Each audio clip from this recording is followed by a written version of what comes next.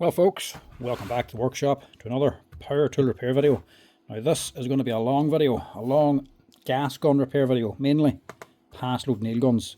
As you've seen from my last wee short video I posted a few days ago, we have a load of Paslode nail guns and for repair. I'm going to see if I can get rid of as many as possible, try to lower the workload of the stuff to do and the pile outside. So there's about 15, either 15 or 17 nailers out there I have to get through, so we're going to do a long video and getting through as many as possible. We'll start off with this one. This one is a service and a pin. I take it the arrow is pointing to the pin. So that's the nail stop pin up here. It's stuck. It's not stuck, it's actually just not working. The spring has gone on that. So we'll fix that and then we'll just fast track the actual service. We'll see what we can get fixed here, and all the interesting ones we're repairing, we'll leave that in the video, and then all the normal services then we'll just do a quick high speed run through. So we shouldn't need to run this, don't need to test it I don't think, as long as the actual motor and spark unit works. That's okay. That's a different gas now, look. Raw plug fuel cell, same gas, just with a different cover on it. Must be new because she's still in date 2026. Right, we'll see what we can do here. First off, we'll just take these out because we have to get onto the side.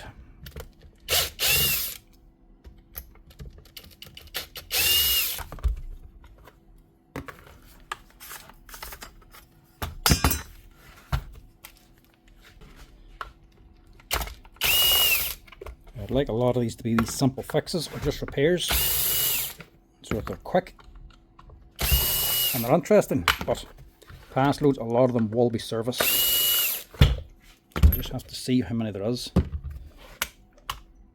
This isn't too dirty, but it does need a service.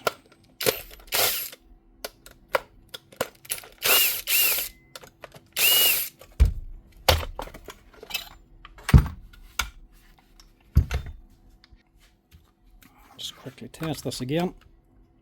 See what the spark's like.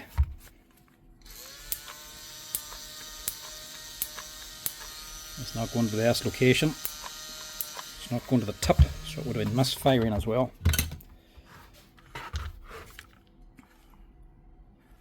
We'll just take it off.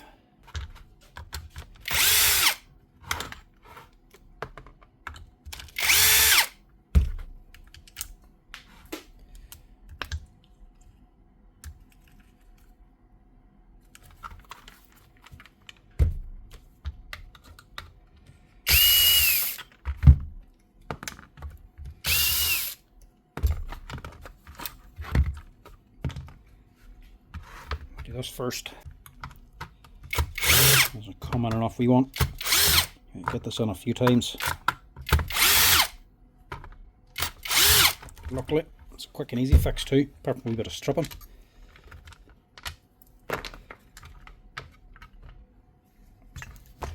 With the two screws back here out, you can just lift this entire section off. Just makes it a wee bit easier to do this. That's the problem here, look. No spring. So I wonder, did somebody open this already?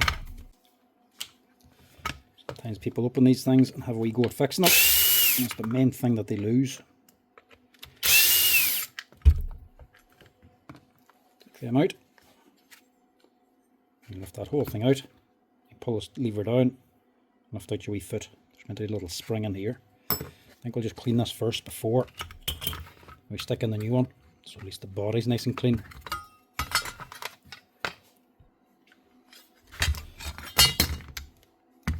Just give that nice clean.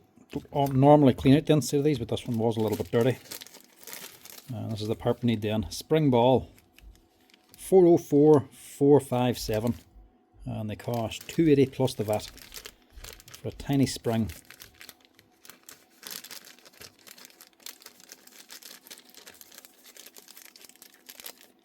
Or you can get a wee clicker biro and dismantle it and take the little spring out of that. You might just have to nip at the size. As long as the diameter's right, it's around about the same length and gauge, it should do the same job. The fit it. Literally just sits there. Then you just take your little foot and you just hook it onto the spring.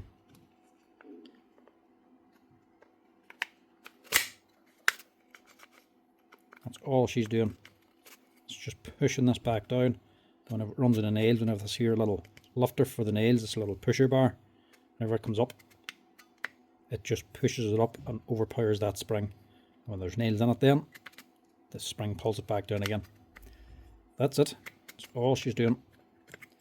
You can either replace that spring, or if you want to just, if you're stuck completely, you can just take that out completely. If the spring's gone, you can just remove that and just use the nail without it. Use the nail gun without it. Only thing that's going to happen is it's not going to stop. But if you run out of nails, if you don't keep putting the nails in, you'll end up shooting and there'll be no nails coming out. So it just saves you a wee bit of hassle in case you're holding something up and it drops on you. It's always good to know when the gun's on the nails.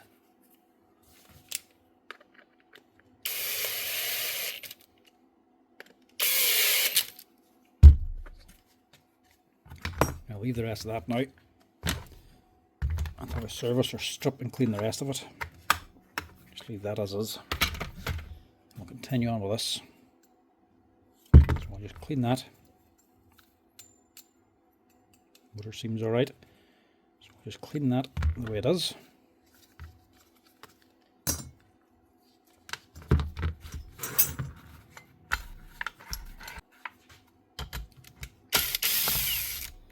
Somebody was working at this before. This is also upside down.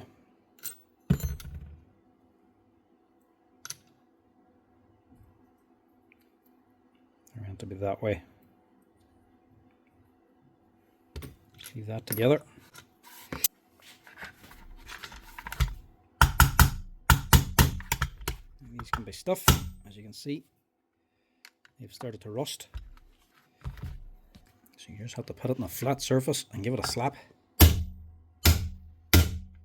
It'll get them shifted down. Once they're down, then it'll let you take this here metal plate off. This won't come off unless they're out of the way. Plus it's always good to move them anyway whenever you're servicing them, because they're steel and aluminium and these things can be outside, so they start to rust, and if you leave them too long they get very stiff and won't budge at all.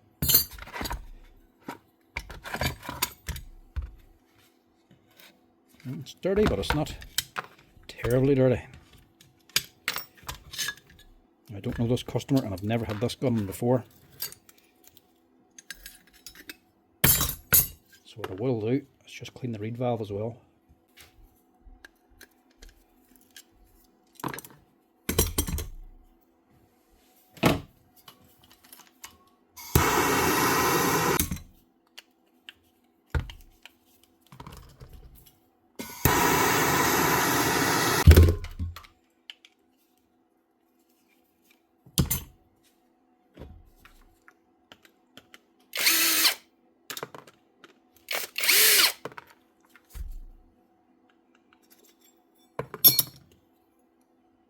Good call.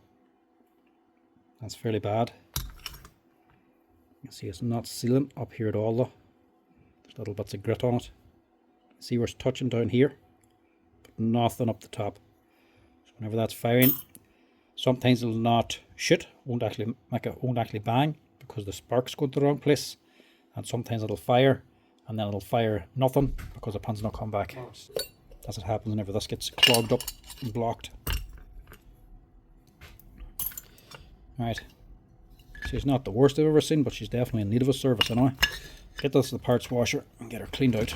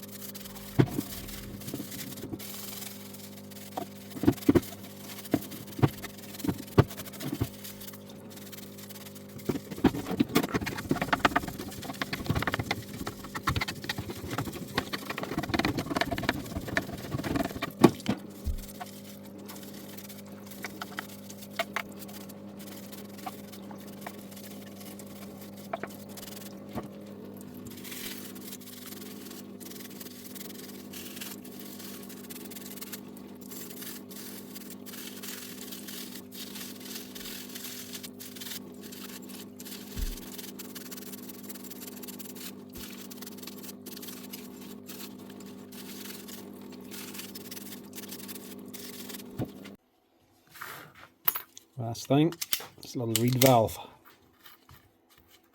Just scrape this clean as well. Give it a rub with a sanding block.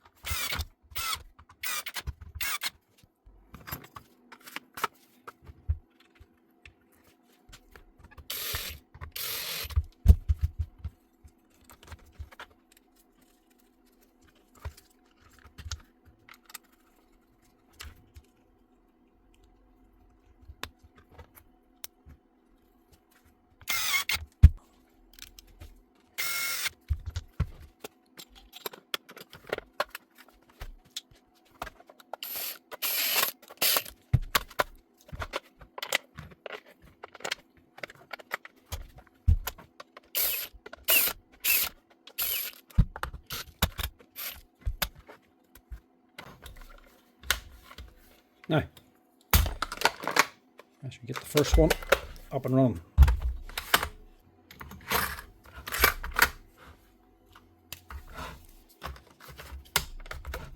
Now, let's give it a wee test.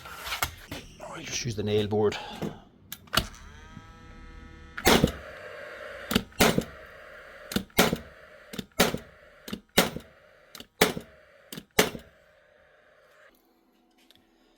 That's it. First one ready to go. Just a little spring and a surface. That should be her up and running again. So an older Paslode.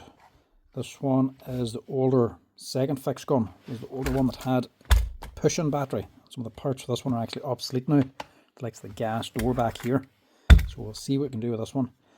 Now, didn't get a note to say what's wrong with this one, but it did leave a phone number, so if I'm stuck I can still ring him. We'll see what she's doing here first. See if it works.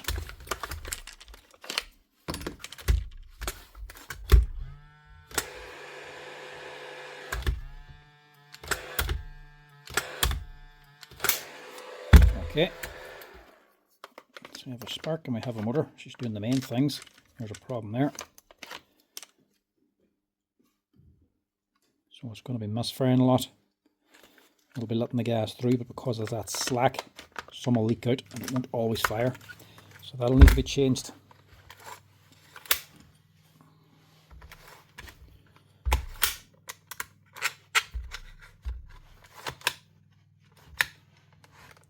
And that's a problem. Nails aren't moving up.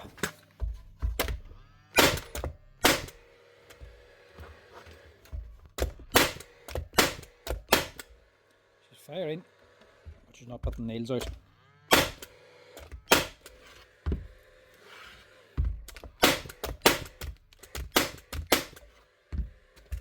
Shot 4 of them. It's because of this magazine spring. Or not even the spring, I think it is the magazine itself. Something went on there. It's very, very stiff. Right, fix that. I'll change this. We'll check out the rest of it.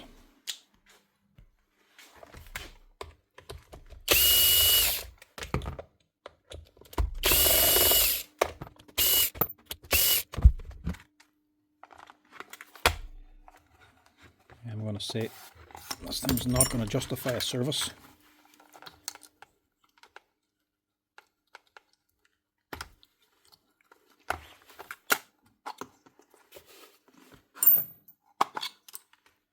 Yeah, definitely doesn't need a service anyway.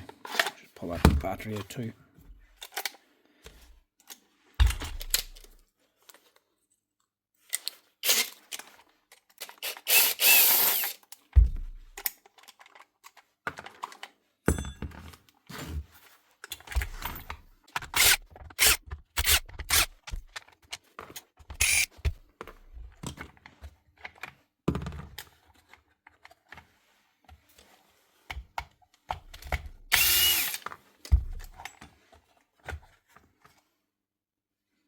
Spring's okay.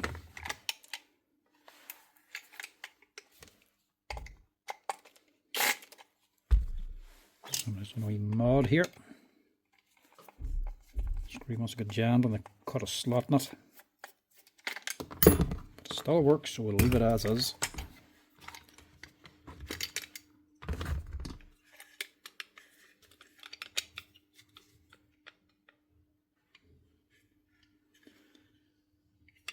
Somebody else has been messing around with it. See the screw down in here, look. That's a big countersunk screw, same as this one. With an Allen key head. The Allen key's been rounded off on this one, so we can't get that screw out now. I'm hoping this is the problem. That is the problem. It's just this is broken. I'm going to throw the nails.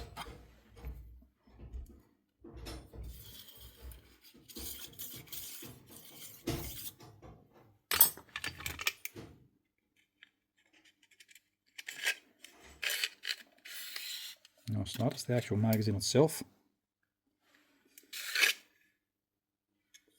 16 gauge, 16 gauge.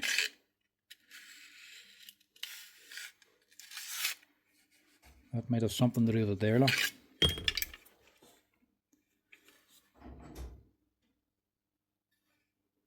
Looks like this has been bent.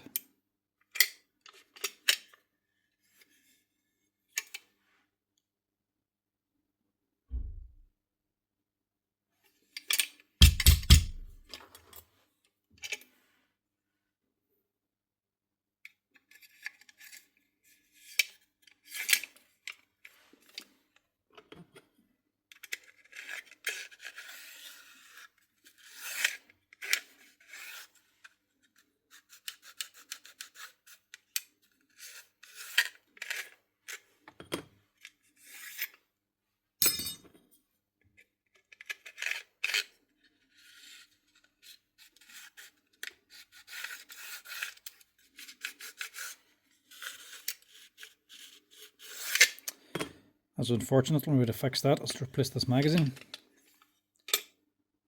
But I can't do that now because they've busted this inside.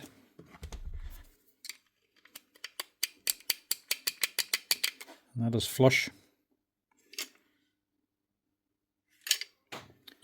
Let's see if we can just do a wee bendy job first.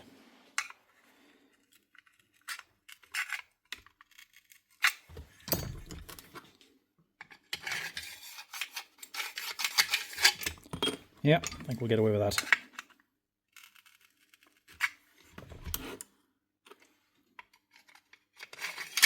Perfect. That'll do the job.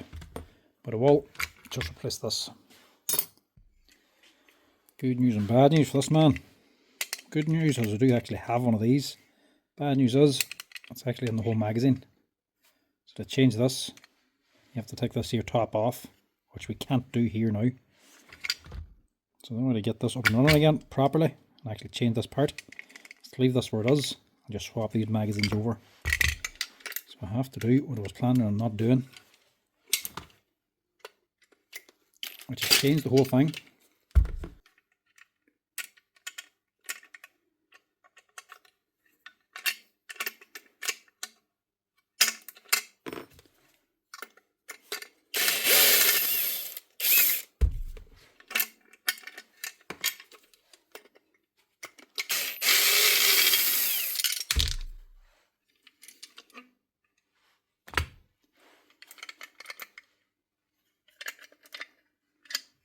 All that out and just get rid of that. Swap it over to this one. Just a straight swap.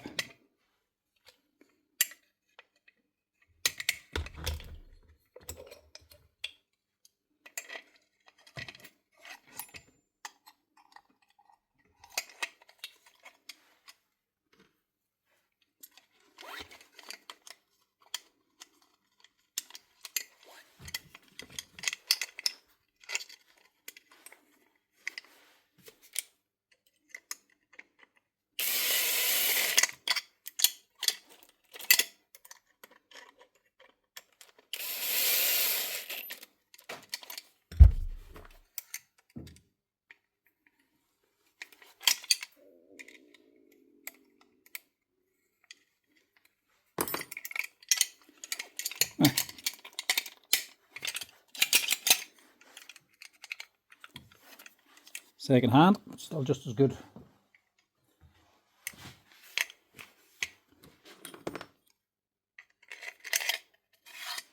Much better.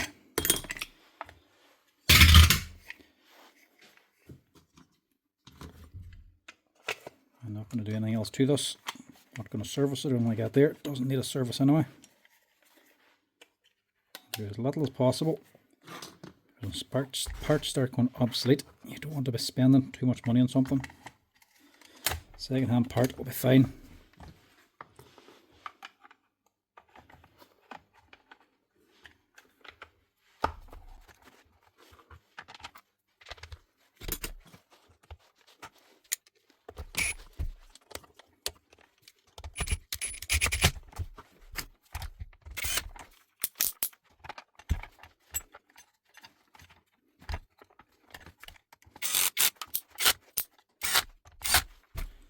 We'll just clean down this cylinder head.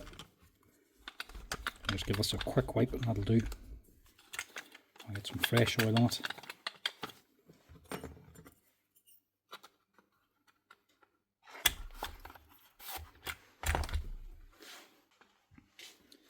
Just a quick wee clean's all we're going to do. Not do anything major with it.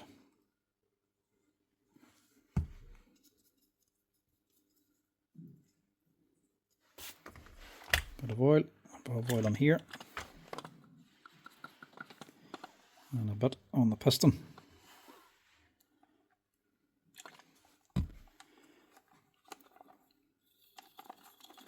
That should keep this moving nicely.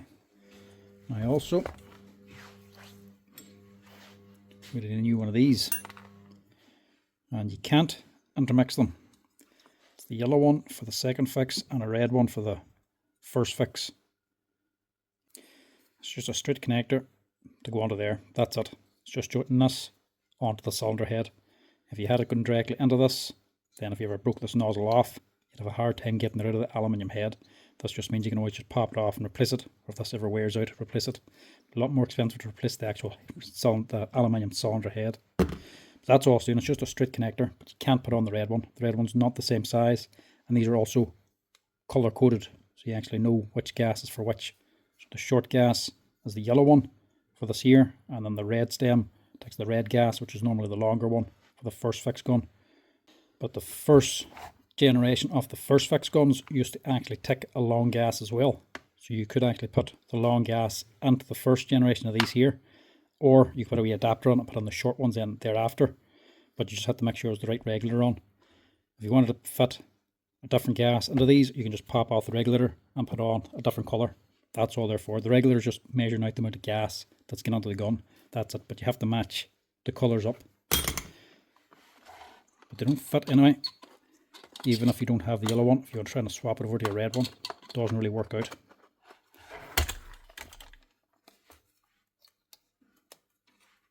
But if these are loose, you lose gas and you'll find it's starting to misfire an awful lot.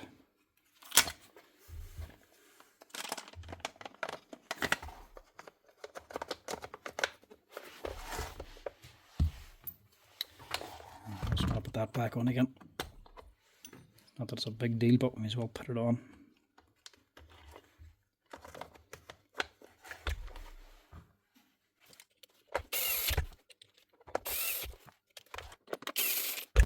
Now this thing as well, it's only a piece of plastic. There's nothing special about it, but it's extortionate money for what it is. $9.50 plus the VAT for them bloody things. They're just silly money. And that's including the red one as well for the first fix, the same price.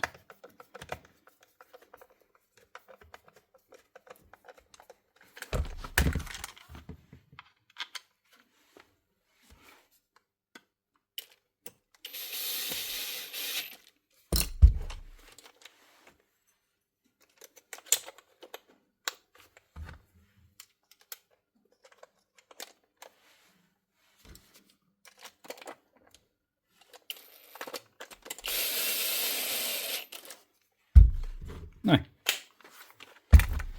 that should hopefully be this yoke up and on. These are going on. They're actually sliding now.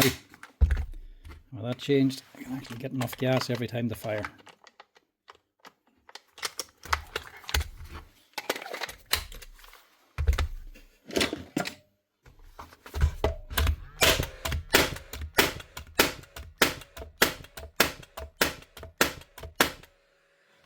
Much better. Firing every nail now instead of just the odd one. That's her. Our Paslode gun. Ready for work. Right, next up we have another Paslode IM 350 Plus.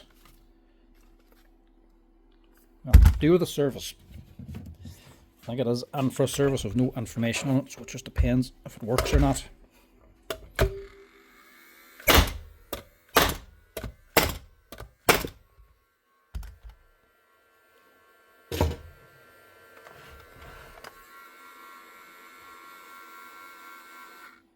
Alright. Not good for him and not good for me. Not much I can do about it. She is working.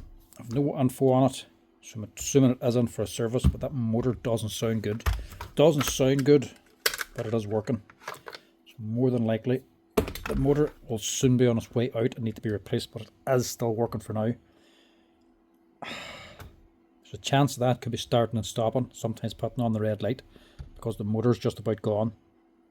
But I can't change it unless it's gone completely, because it is still working. That's 100 or 150 euro for that motor, so I don't want to be replacing it now, and I can't replace it now because I've just used the last one up yesterday, so I can't change it anyway. But it's still running, so I wouldn't change it anyway. That's also too loose, so that could be another problem. Right, forget the motor. We'll service and replace this. If they're loose like that, they don't get enough gas. They can sometimes misfire as well. Right, again, strip, clean, rebuild.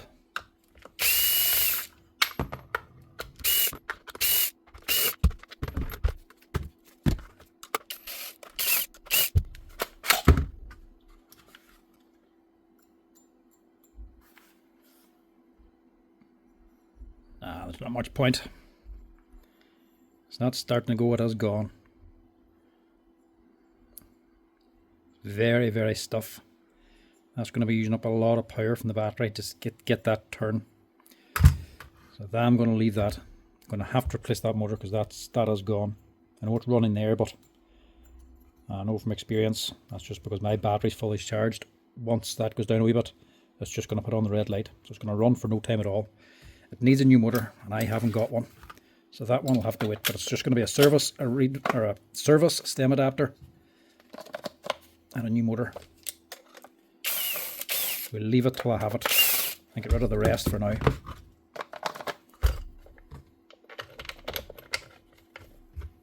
I just have to go back in to the to-do pile.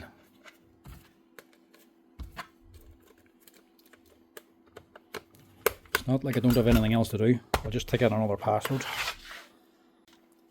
Don't have to wait long for another one. This is the older one, I am 350/90. I cannot switch that on. Oh, same thing. Stem adapter.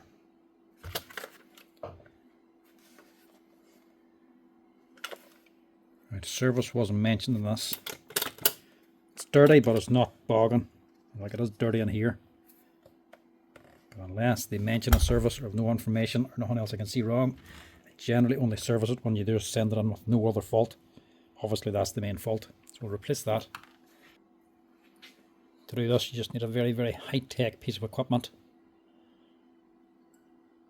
A screw. The one I always use. This here is a 3.5mm. That's a 30 or 40mm screw. You need the 3.5. A 4 is not going to work. It's too thick.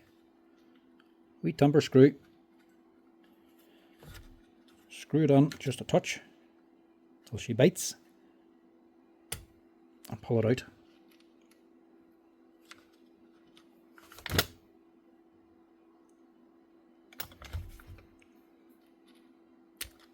Oh look, I hope they didn't put glue onto this. I think they did.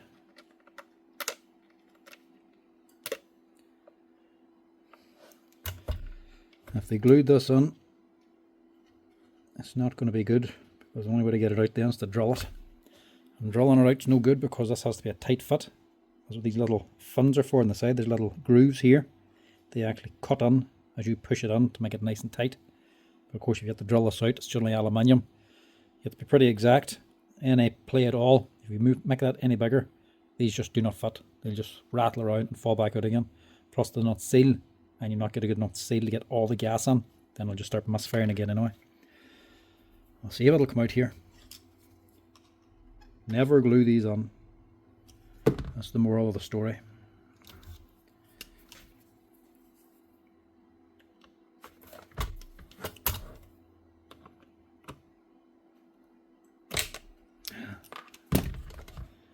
No, we're not too bad. She's budging at least.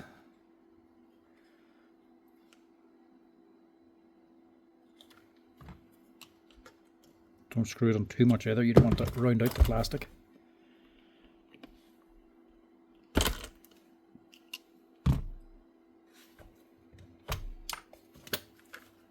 There we go. It did come out.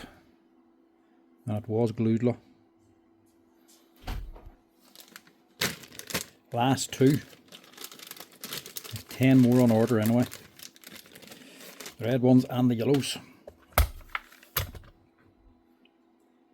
I knew that was low, but I didn't want to order them before this year. So I still have to do the stock tick. And actually do a wee bit of the stock tick in this video too. But yes, here we go. Just do one box at a time maybe. Now, see if that works. If it works, we'll leave it at that, because there's plenty more to do here.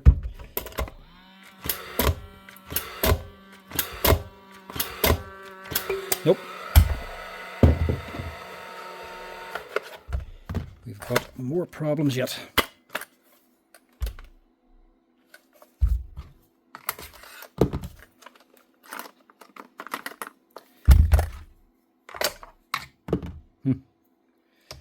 Let's see, they've been sitting in there a while.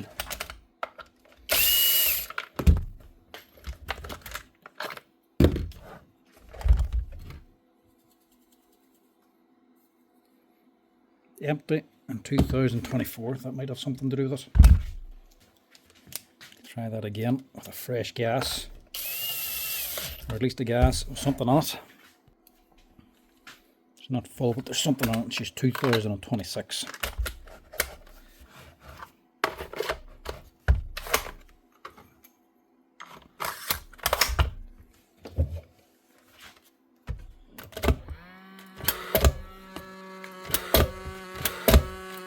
Nope.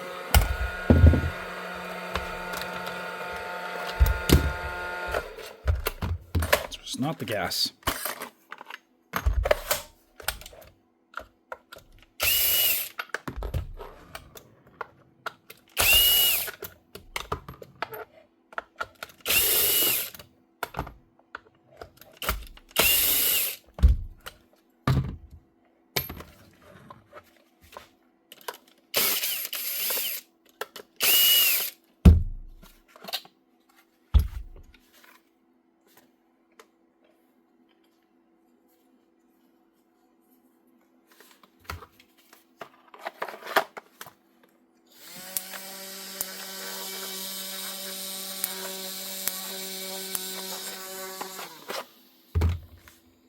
As you can see, it's not all that bad inside.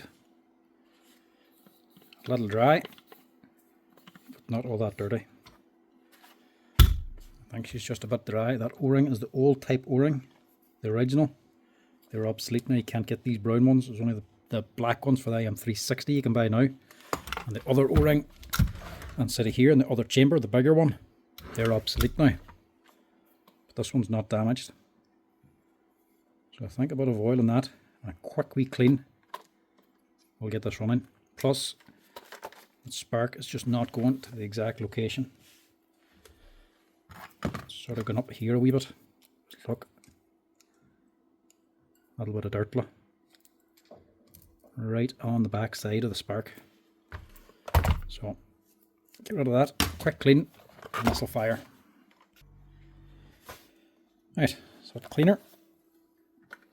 We also sorted this fan because somebody bent it before now. I just want to take the wobble out of it.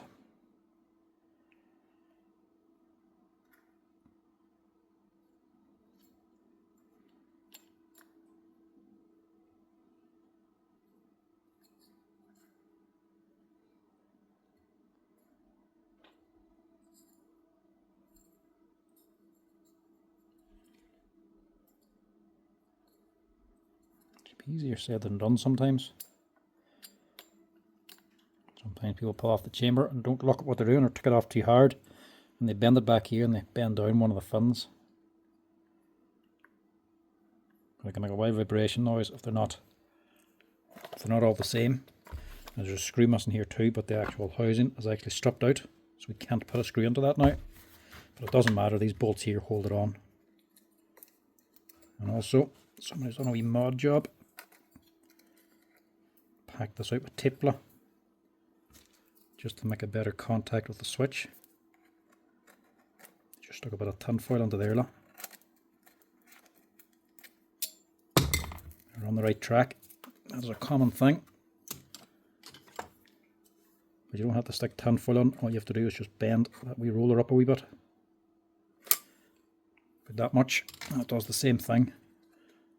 If you don't do that, it doesn't make it travel down enough to actually engage the switch to start up your motor. Bend it up, it'll make contact every time.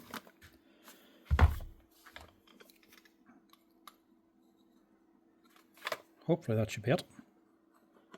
The main thing here is the red stem adapter is broken, and that spark plug right here is dirty. Clean that, put a new stem adapter on, should get this firing. I really don't think I need to do a service on it.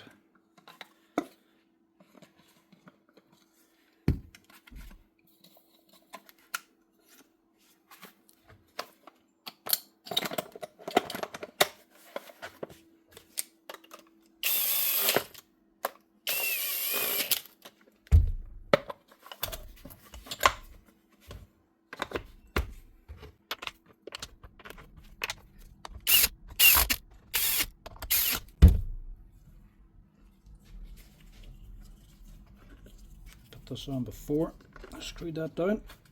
Screw's still missing, so I can nip it in.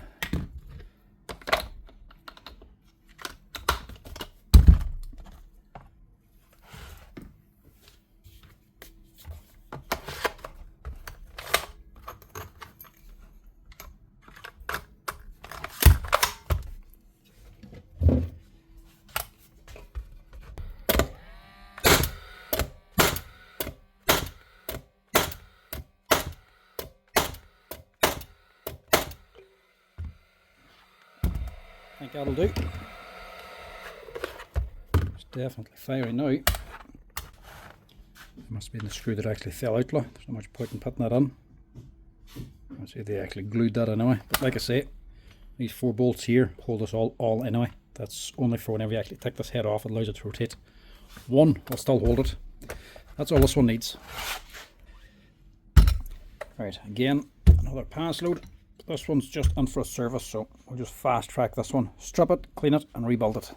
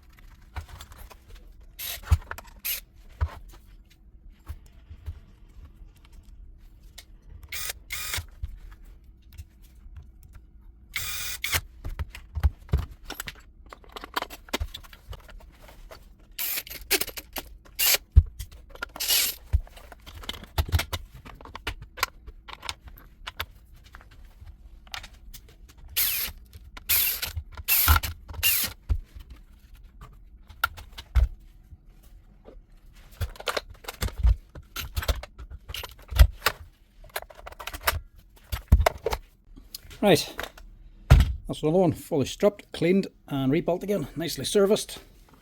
And make sure she actually works.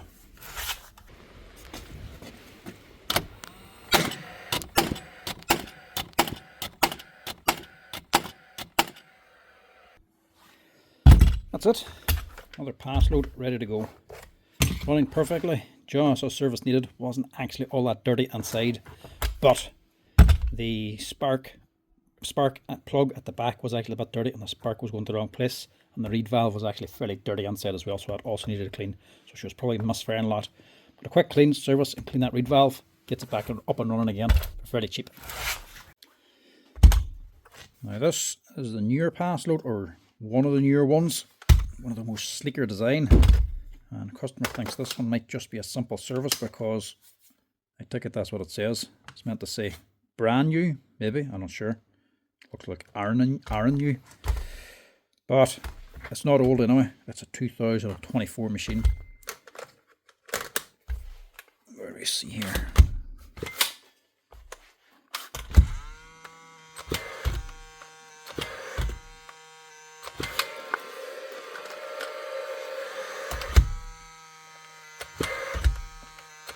Well, that's not good. Doesn't sound like it's making a spark at all. Now, these newer ones, I'm not sure if they still have them like this or not, but I do not like this new design, especially with the nail feed. Normally Paslodes, you just push in the button, pull it back and you can slide it in. Now you have to pick it all the way back and lock it in to hold it.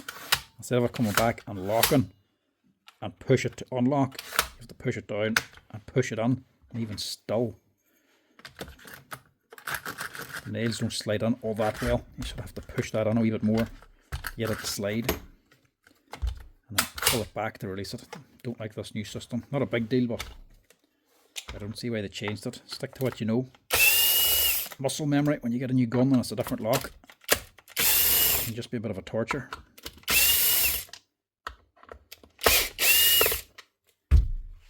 If there's no spark of this, it could be a warranty job. If it's under warranty, that is.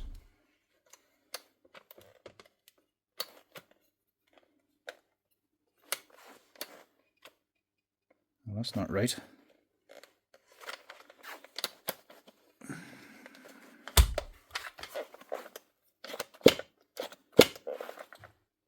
Screws aren't lining up. So this hasn't come back out far enough. Plus the wee side boys are missing as well, so somebody's had this off before.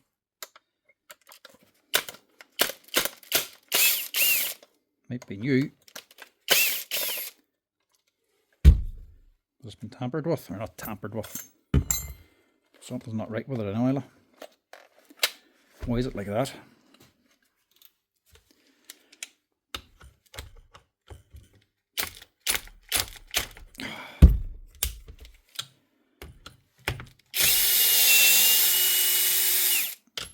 So these should be coming up through here.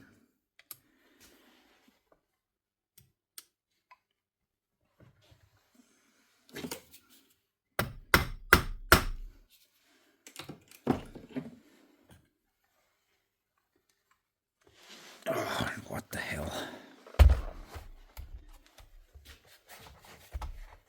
It's a good start.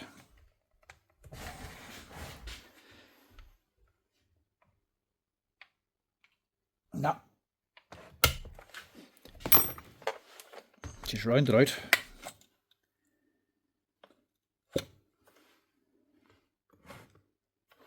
don't know if that's damage or rust or what. There's something not right here. We have a dent up on this side too. I wonder if that's got dropped or something. That should definitely be coming up flush up here. And she's not sparking at all.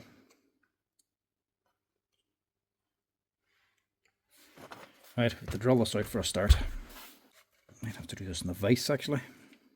Even awkwarder to do this now with it stuck like that.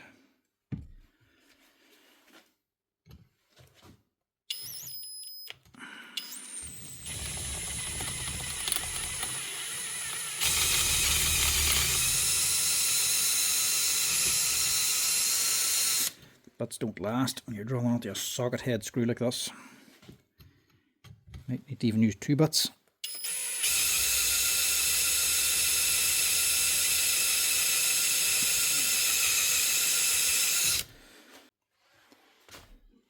Sacrifice the cheap ones first. This is actually an Imperial bit. This is a hardware shop. Like I said in other videos, I work for a hardware shop. So they sell all the bits, but they have a whole pile of Imperial bits that just never sell old stock. So sometimes I'll just use the old Imperial bits as a sacrificial bit to start a hole, and then change over to the cobalt, because whenever you cut onto these hex heads, the hex will generally just chip and break the teeth or the end of the bit, and then blunting at them by the time it actually starts cutting. So if you go straight for the cobalt, you'll basically just get one hole out of it. But if you sacrifice a bad bit first, you can keep the good bit good.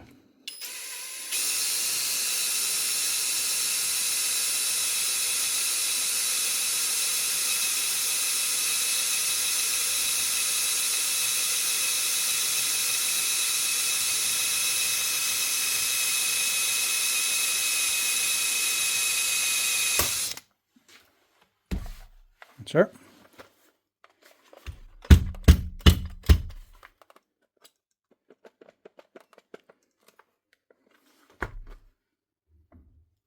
We're still caught in the thread just.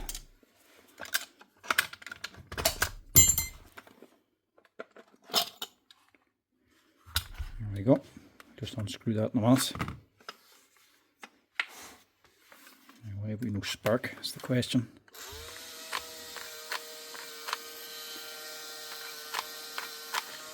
Absolutely nothing.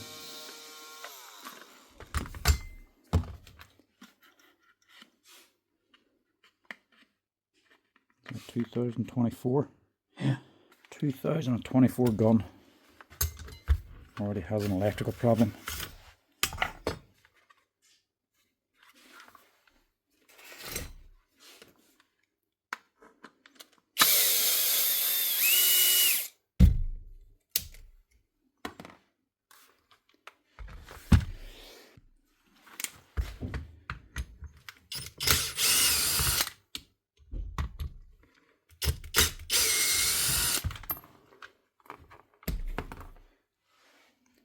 I think it's probably just me that stripped out that head by not putting the bit on properly to begin with. It looks like there is quite a bit of corrosion on it as well. So that one probably is corroded in there too. That is probably rusting, not my mistake. Still mean to snap it, so still mean it has to take it out. It's not just going to cost the customer any extra money, so we have to screw it at the end of the day. We'll get on here.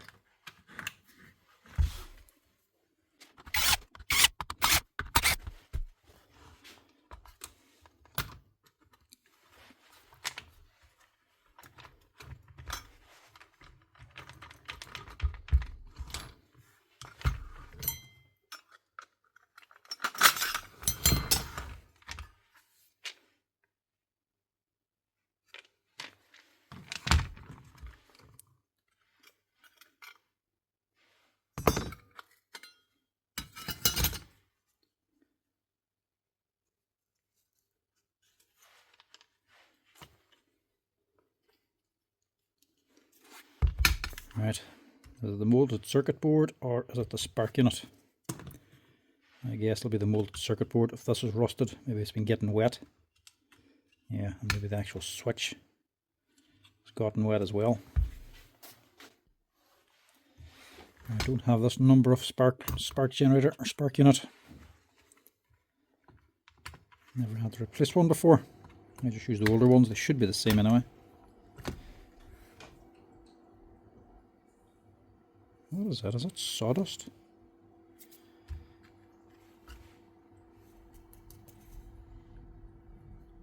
It's a bit odd. It doesn't have a little pipe in it, though. No, it does, yeah. It's just a bit shorter. This one might be faulty. Sometimes keep these that are faulty. Sometimes the motor runs continuously or runs half speed. But the spark still generates a spark. I just use it for testing. It's not a brand new one anyway.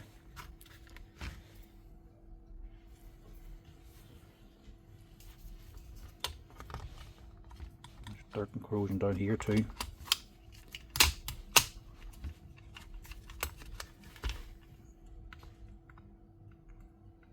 Nothing. So that must be completely faulty, or else just the wrong type. See what else I've got here. This is one of the faulty ones. Faulty motor running. Motor keeps running. It's no good to ever use, but it's good to test. That's only if it works in this model. But most of these are basically the exact same.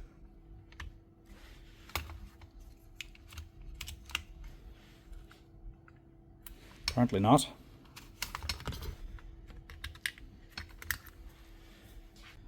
Right, not good. I have no molded circuit boards for this gun left. I've never had the spark plug or spark generator on. So I'm going to have to order one of these and one of these. So this one's not going to be ready today. But I'm going to just check that just in case there was the dust causing a problem on this thing. Right, I'll knock it on now.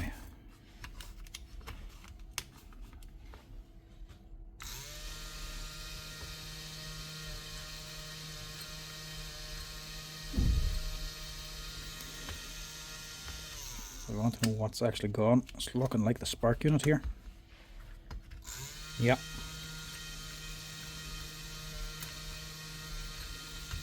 This has failed. Also, we'll have to find out if this is warranty or not. If it's warranty, I'm going to have to rebuild this and give it back to the man for it to go back to warranty, because I'm not sure if this was bought in our shop or not. Might have to go back to Paslode for warranty. But for now, I can't do anything with it. I have to order on that there part. So this is just going to be boxed up again. Ring the customer and see what he wants to do, because he actually has a second one of these on as well.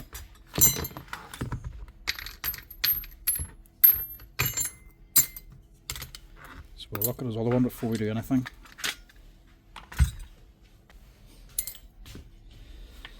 Get it off the workbench here for now and now. Right, same customer, same type of gun.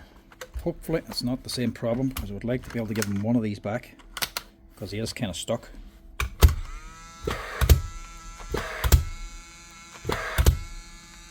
You can hear it click, but it's not very strong. I'll just test it fully first. Let's see if it's firing at all. This one's even younger again. She looks like a 2025.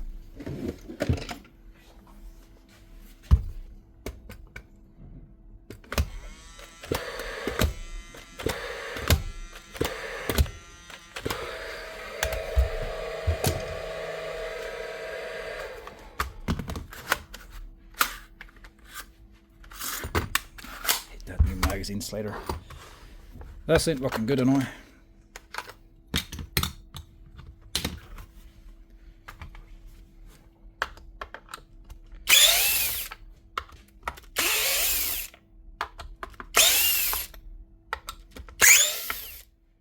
A lot of manufacturers, a lot of tools, or any machine you buy, anything you buy, obviously comes with a warranty, but if you open it, you basically void your warranty if you're opening the machine.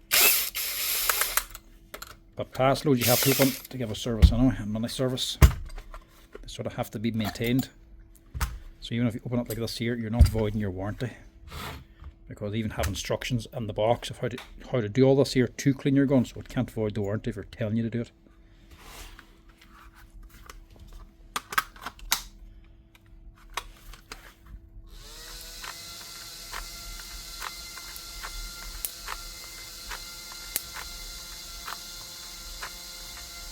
Not good.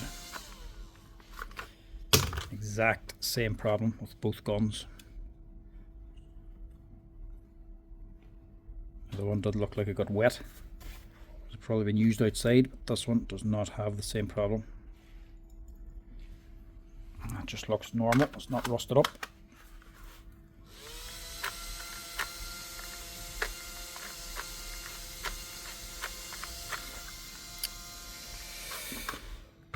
Right, awkward. Normally if these weren't warranty, I would strip this one apart as well and check just in case it's the switch that's gone on this one. So the molded circuit board could be gone on this, and the spark unit could be gone on the other one. And we could just do a swappy swap and get one gun going out of the two, and then order on the parts, and then just fix that gun, replacing the two parts. But if it's under warranty, I can't do that. I can't take one part out of one gun and put it onto the other one and send it away, because Paslode's not going to go back saying, obviously the molded circuit board and the switch can't really fail at the exact same time. Is very, very odd. So they mightn't do the warranty then. Plus, you strip the whole thing apart, they could maybe avoid the warranty then doing that. Does 2025, so I can't do that. I have to put the other one back together again, put this one back together, and get in contact with the customer and see what the crack is about warranty, if it is warranty or not. I'm not sure if Paslode have an extended warranty or not. This one I would definitely say is warranty, unless he bought it in January last year.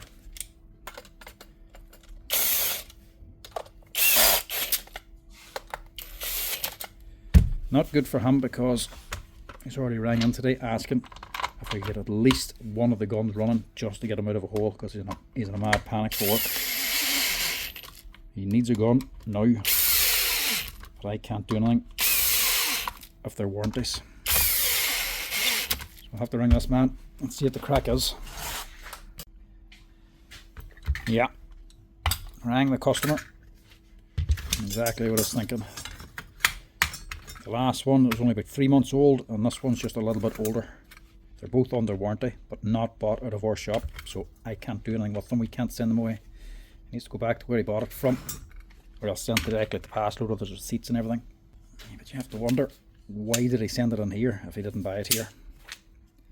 He would send stuff on the odd time for repair, but he should know we don't fix stuff unless we sell it. Now he's going to have a missing bolt now, but there's not much I can do about that. There's a hardware shop, and the workshop down here is for customers who buy their stuff from the shop, so we can fix the stuff they buy if there's ever any problem. It's just a service that they provide here for their customers. I just work for them. This isn't even my workshop. I'm just an employee here. But the workshop is for customers' machines to keep them sweet, basically.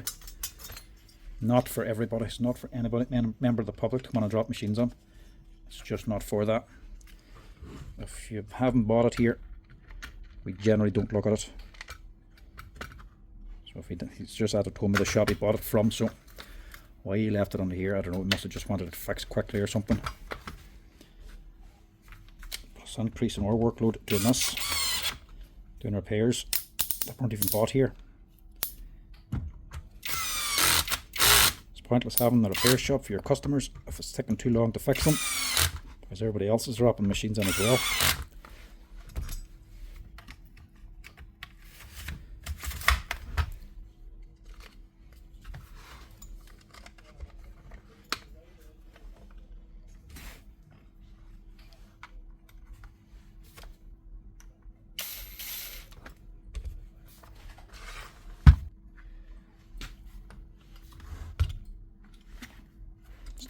Doesn't explain why that's up too far either, but that's not for me to be concerned about now.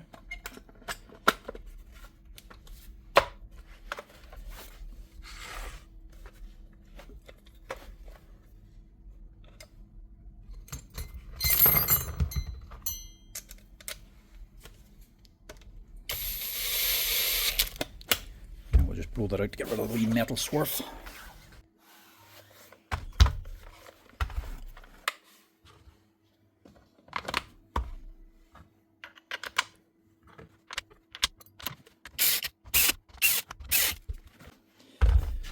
As for why this failed, doesn't really matter why. Probably, I would imagine it's to do with water, but there ain't much point in asking the customer did it get wet, because these always get wet.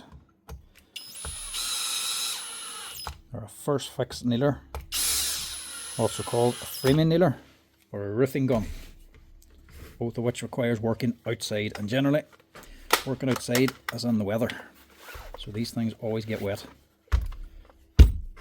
Can't really come back saying anything about if it got wet or not. Water shouldn't be what causes these to fail. They're for working outside.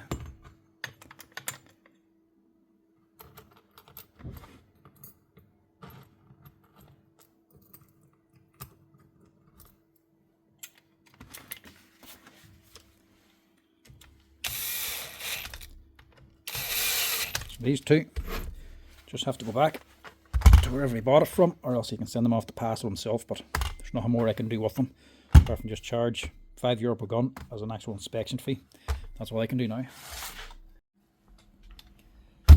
Right, next up is the newer Paslode. It's never good leaving your battery on like that. If you're sending it in, always take it out to your second snap, so the controller's not draining your battery. I won't come in like that. Not as bad to these guns, but for the older guns with the slide-in battery, it can be a wee bit worse. Battery is low, should still work.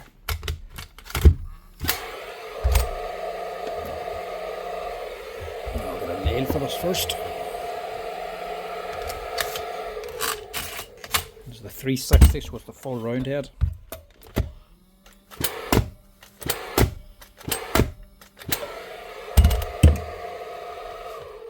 Nothing.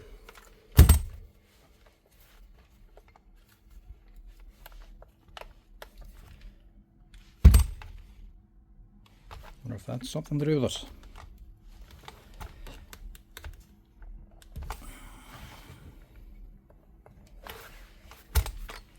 Something wrong there.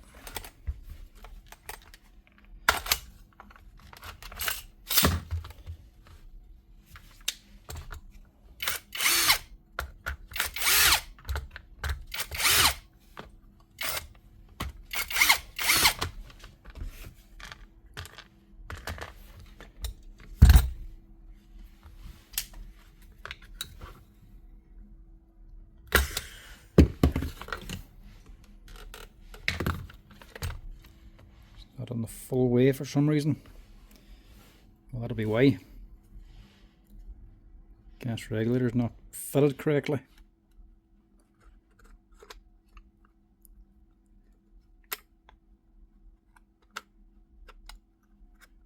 Should be up there.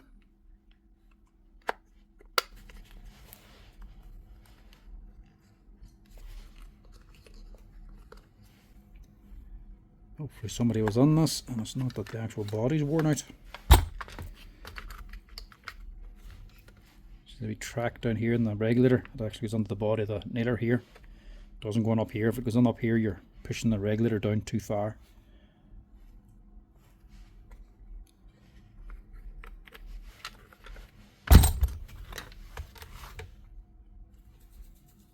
Gas is nearly empty and it's out of date.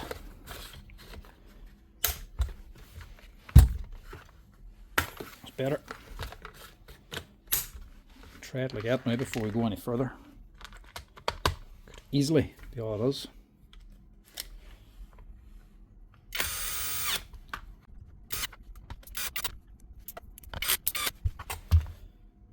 I'll need this on to test it.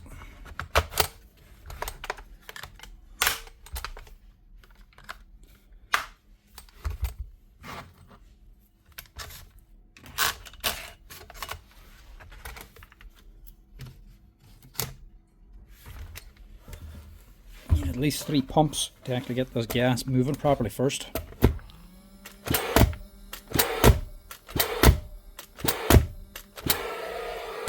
Still nothing. Check the spark. Check up here.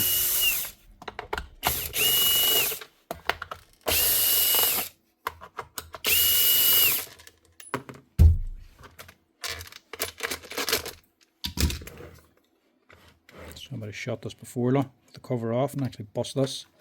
This normally happens whenever somebody's messing around with it, tries to service it. Dump it on the back cover, pump it and pull the trigger, and ignites the gas, and the back cylinder just gets blown off the thing. And it can sometimes break, well, normally does just break the 2 of these off as well. So if you ever see them with these here both missing, sometimes that can be what happened. So check this here aluminium head, make sure there's not damaged. There's a problem there anyway. Why's the pin down there? This can be another problem on them, so I'll check that.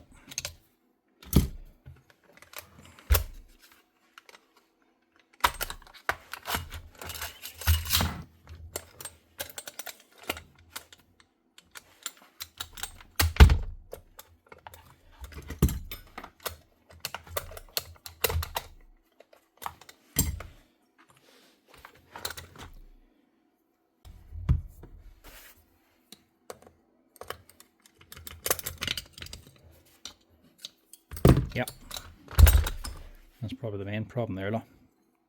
Pins unscrewed. Very common problem with these new Paslodes. All the 360s seem to end up doing this. Just double check, make sure there's a spark and how much gas is coming out.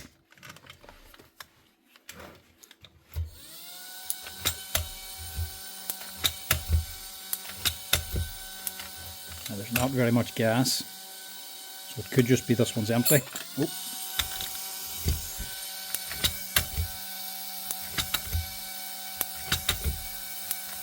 Spark looks okay.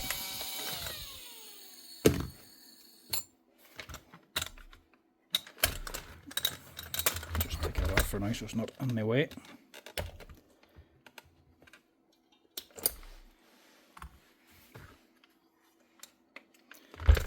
First things first, tighten this up to get this in the vise. Take the whole way off, put Loctite on it, and then clamp it back on again properly. Like I said in other videos, if these unscrew, the pin can't come back far enough and it can't load new nails, so they just keep firing and firing but not putting out any nails.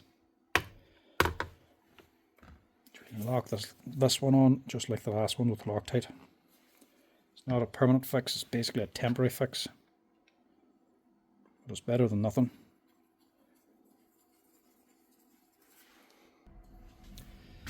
Right, we'll test at that with some new gas. See if that makes any difference.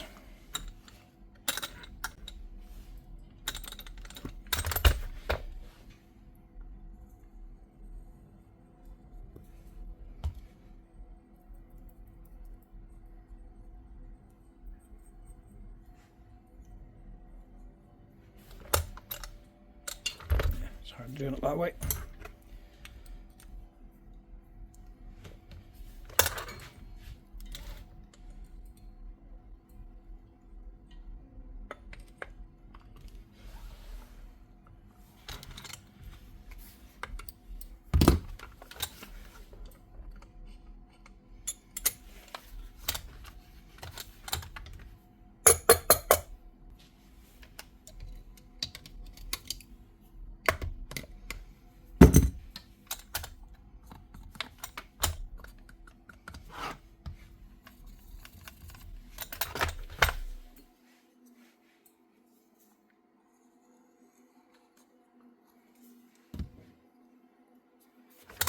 Definitely not dirty enough to justify a service now. Stuff fairly clean. You get a lot worse than this.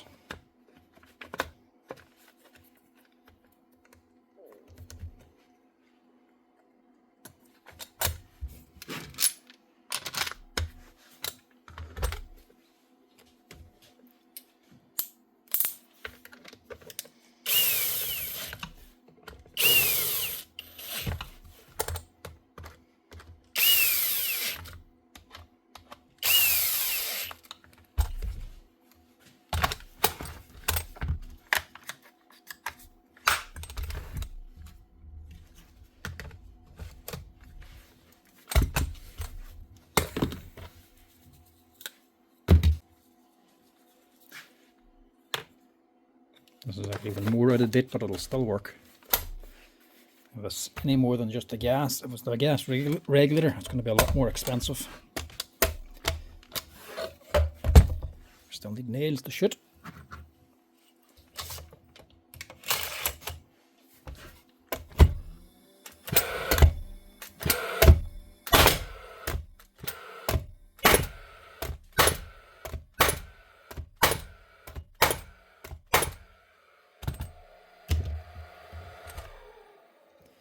That's okay, we're good to go with that.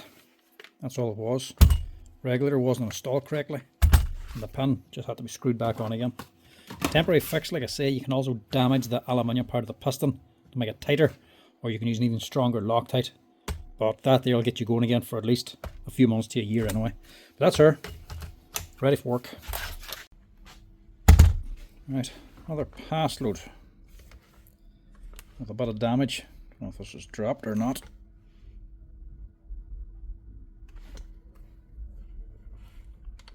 Yeah, definitely dropped anyway. He's broken the whole cylinder head.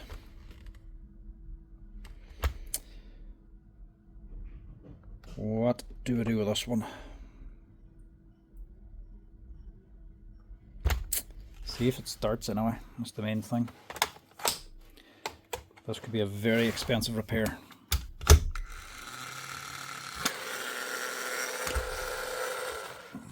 Not good, not good.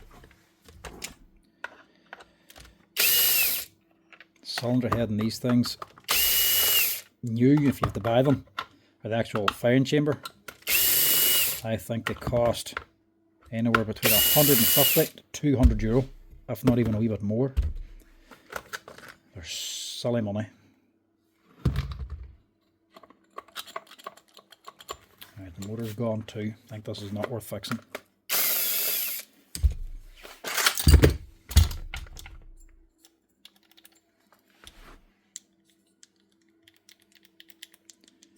And that's just flapping around, it's not connected to anything.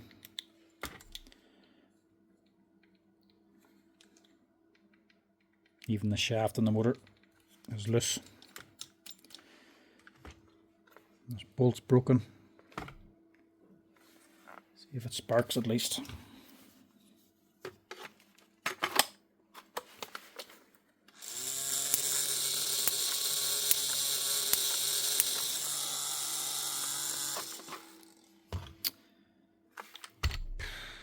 What do I do? That's about 150 euro. That's at least 150 euro.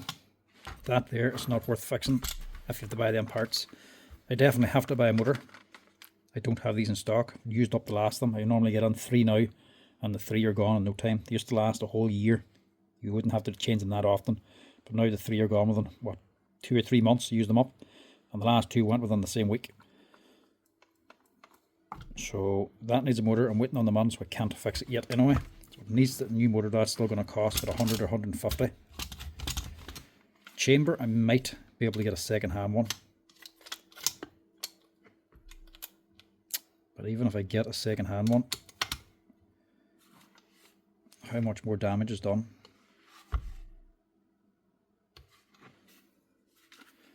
And obviously this as well. Might have a second hand one of them. Either way, it's still going to be a very expensive fix. We're talking over 200 euro, if not 250 to fix this thing. Where's the year? 2018 machine. Now ring this boy, see what he wants to do. Right, second hand parts has made up my mind for me. Not even going to bother ringing the customer. This ain't going to be worth fixing. I have no more spare parts. This is the last one I have of the heads. This is off the old gun with the O-ring. Can't use this. Plus it's no good anyway because it's all been modified. The holes have been drilled out and bigger bolts put onto it. I have no more of these here scrapped off second hand. They've all been used up. So I can't put on a second hand part. So I'm going to have to either use new ones or just scrap it off, forget about it. And I'm going to forget about it. Because this is getting too expensive. What did I say, 150 to 200 euro to buy one of these brand new for this gun? It's actually not. They're costing 300 euro for this here part inside of here. Now it comes with the whole reed valve assembly already attached, but still, that kind of money plus a motor, far better off just buying a new machine. You can retrofit the older ones to these ones. They haven't changed that much. You can still use the old ones if you have the parts available, but doesn't work anymore now because the only ones of these I've left now all have missing O-rings, and the O-ring is now obsolete. You can't buy that. They stopped selling it. So even if I change this over, I can't get this O-ring anymore unless you put it on a copy one. The copy ones are never as good, so they always cause problems in the gun. Not problems, but misfires. So whenever you spend a lot of money converting it using an expensive part, customer will still come back in and complain because the gun doesn't seem to be working right still because it's an old, because it's just a copy part you've put onto it. So the best thing to do is just forget about it.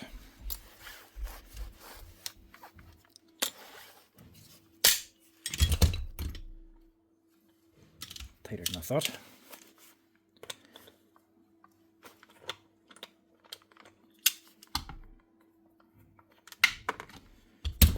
Just take that out so we can put this back together.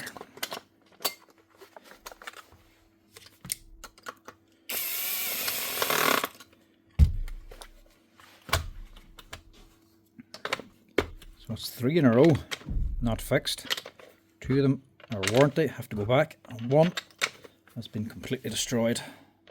So they're not going to do anything with these.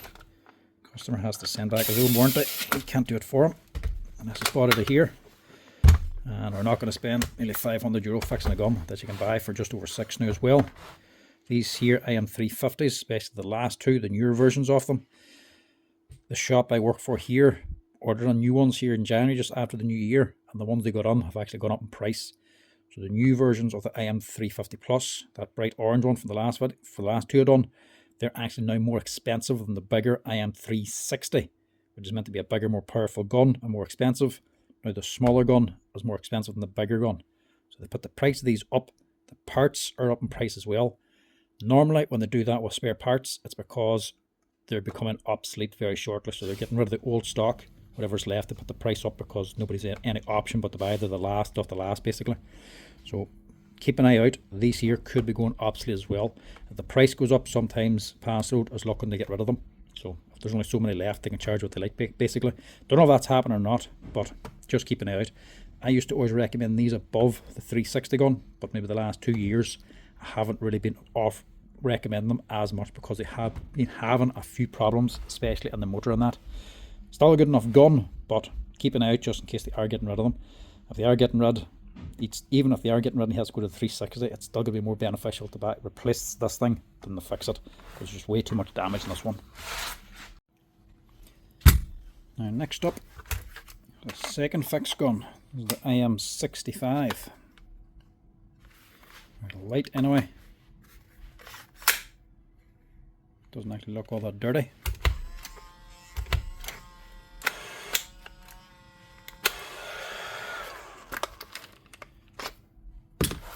She's working. The probe's not coming back. We got a spark.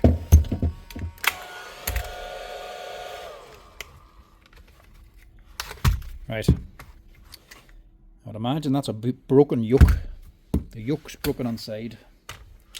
Now I know here in Ireland everybody calls everything a yoke. A yoke can be anything, but this is actually a yoke. That's what you call it.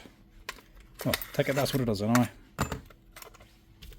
Normally these here models, the newer generation second fix guns, angled or straight, whenever they don't take the probe back like that, that's normally the yoke.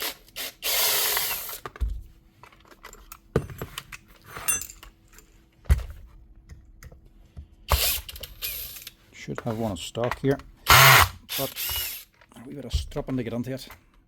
Not a difficult thing to change either.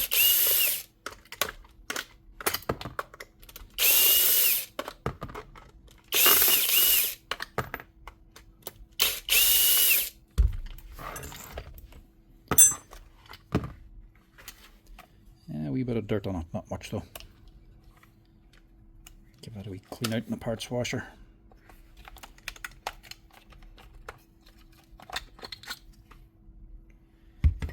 Clean the cylinder head and give that a wee wipe, but I don't think we need to do much more than that.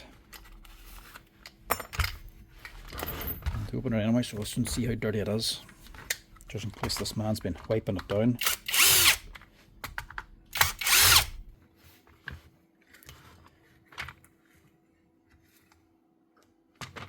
Yeah, this one doesn't need a service anyway. That's pretty spotless. A bit of wipe back here is all it really needs. Outside of it's clean, nice and clean. Problem is the yoke, like I say, telltale sign is the springs falling out of it. This here actually is called the yoke. There's a wee steel plate that actually holds on these springs and gives them tension. So without this plate, they're not hooked onto anything. They're just pushing against nothing. There's nothing to actually push this rear chamber forward again. So whenever you plunge it, push this down, it pushes. This arm's connected onto the yoke, and the yoke's connected onto the rear chamber, and it pushes the rear chamber back to seal it inside this here cylinder head. So that's where your spark's ignited and your gasket is on, and that's where all the work's been done. Fires the nail. Then after you fired them springs, push this forward again. So without these, it just gets stuck back.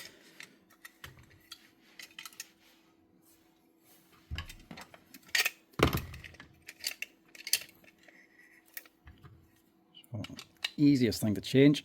All you need is a torque screwdriver and maybe a blowtorch. Blowtorch only just to make it easier.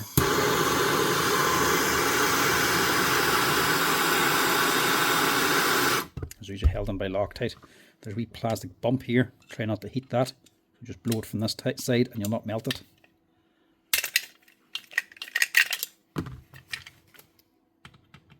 Okay, these are pretty common to fade. Surprising that they do fade.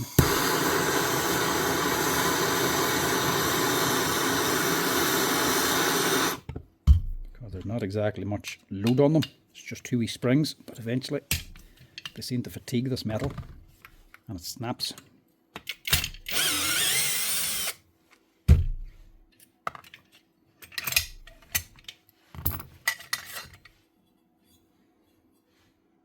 I just give that a wee bit of a clean. Just clean that. Normally I take these things apart like this, I would just do a service anyway. But this thing's spotless. Right, they're all fine. This is the problem. See up on here, there's 2 wee parts missing. There's actually wee hooks that come around to hook the spring into. So to fix it, we just need to replace it.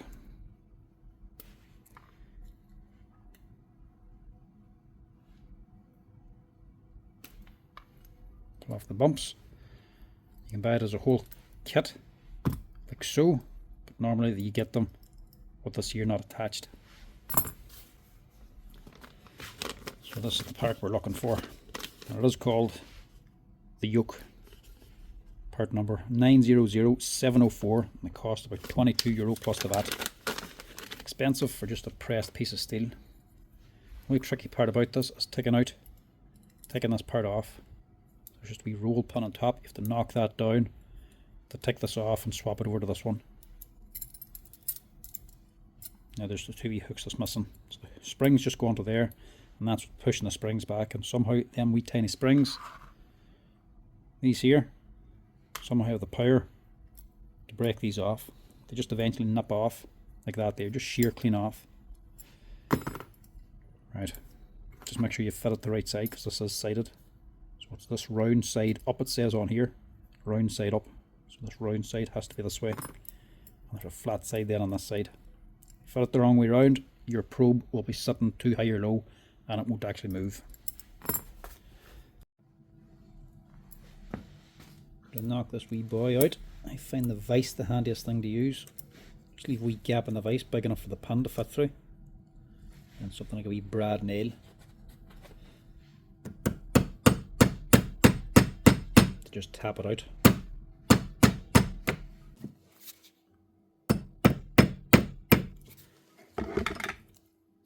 There we go.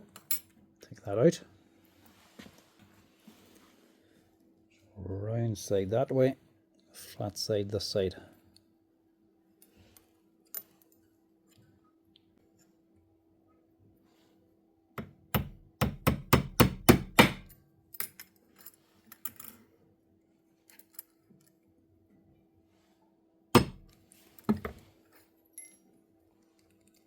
Perfect. Now, they just wash these down as well, just to make it a wee bit better looking. Not servicing the whole thing, just them. I'll do a wee bit because this is quite expensive. Might as well put a wee bit of labour on it because it'll be dear enough just for all this as anyway. Right, after that's on, you give it a wee clean out or a service, whatever you need to do. It's just a matter of rebuilding then. Same as if you were just servicing it. Everything here from here on out, it's the exact same.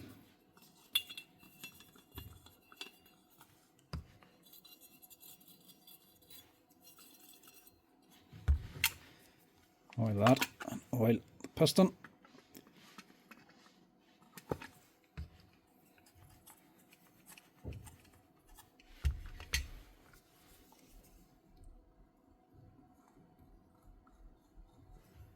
The seals in on your cylinder head.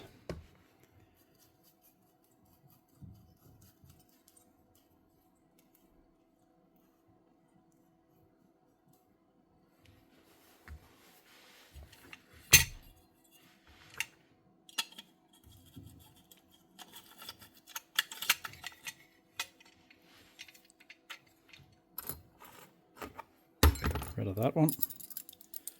Don't need to put the wee probe on yet. Leave it off for now.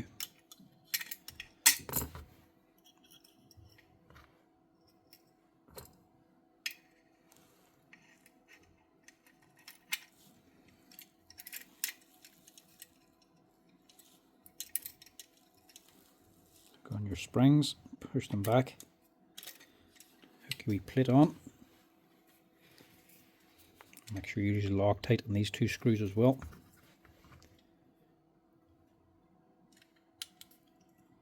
They're not something you want coming out.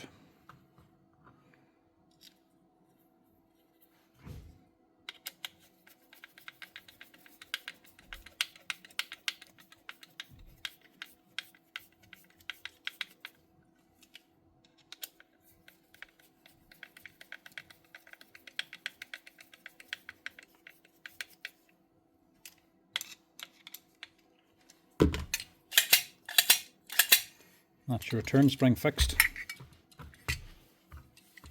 Your probe, you can just push on.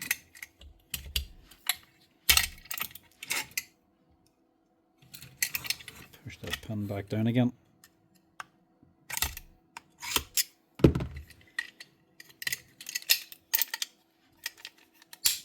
Now, should be good to go with that.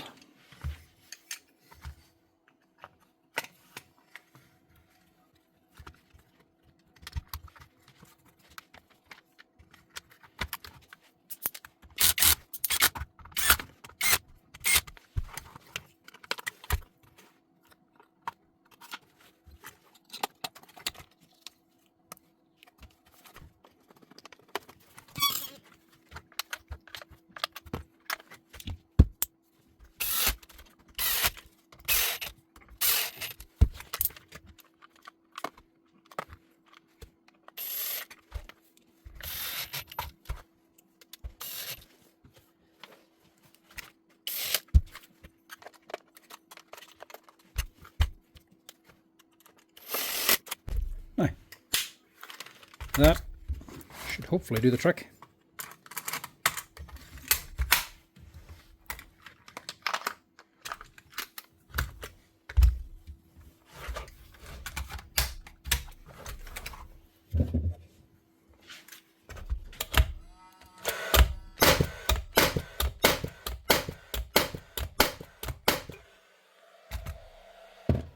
Nice one. That's a lot better. I think that's his battery actually. That's her. I am 65 up and running again with a new yoke, just a wee plate for the springs to hook onto to push this forward again. Without this, when you push it down, the probe's going to stay back, not come forward again. Replace it, that'll fix the job. Not an expensive fix. What, 25 or 30 euro for that? Get your gun up and running again. Right, another second fix gun. Same kind of nailer. Paslode second fix. 16 gauge, but this one's just an angled gun. Exact same one as the last one, just an angled magazine, so it takes the angle nail. Handier for getting into tighter spaces. So this one, let's see what she's doing.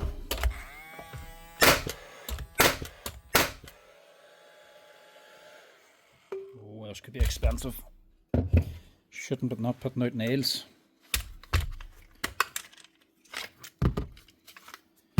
Is that a broken pin? These can break the pins in them sometimes and become a very expensive repair because the pin is not cheap.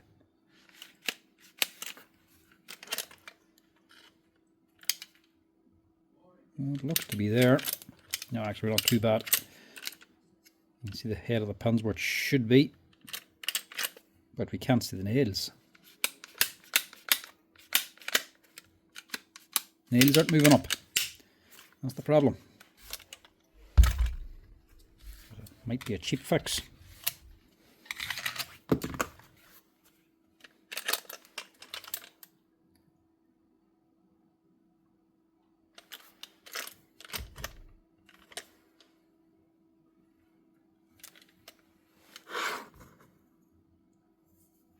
Question is, what is the problem?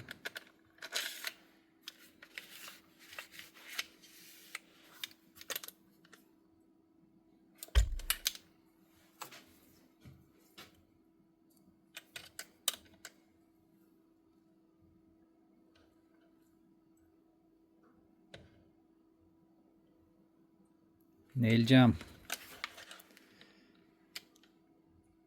While hard to see, just in the bottom of there's a wee nail curled up. How am I getting that out? Or how am I getting it out nice and easily? Yeah, one easy way to take it out, and that's to open it. Strap it. No point in beating around the bush.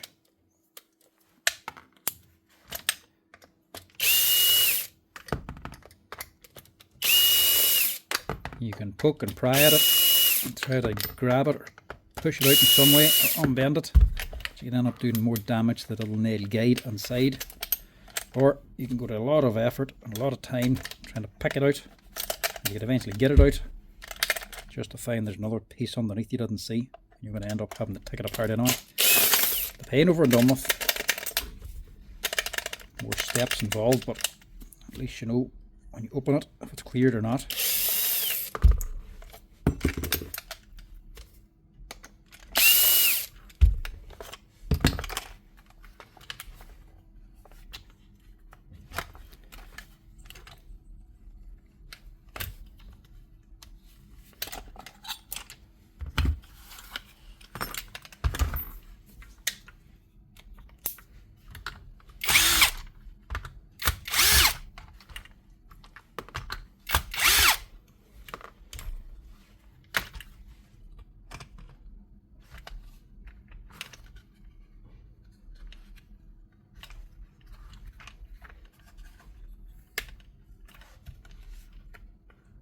Nope. Take out all the screws. That's better.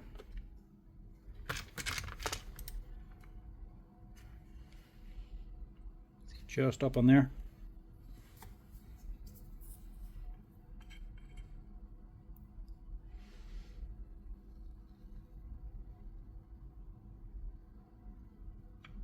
Hopefully that doesn't cause any more damage.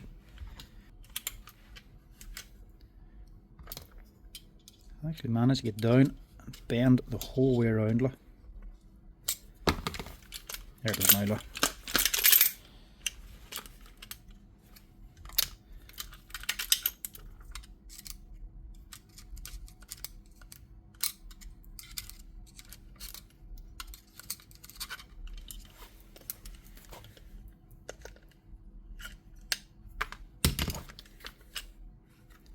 That looks like it. No, wrong nails.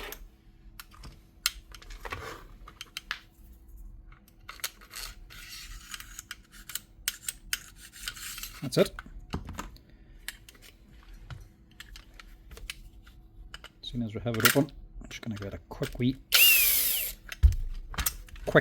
Not going to service the whole thing. Also just clean this side. So there's not too bad. I just give that a wee wipe down as well. And the cylinder head.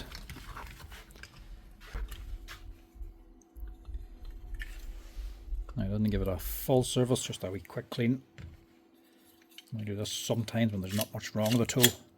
Even there's not even that bad. I'll just do the piston.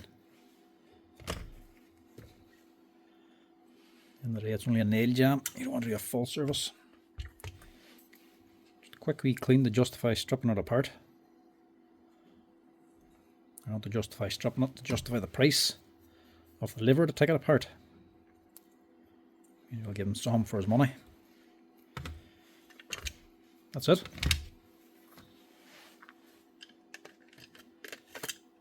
I'll get this back together again. That should do the job. I'll just clean that too. No point in putting the little dusty part on with a nice clean bits.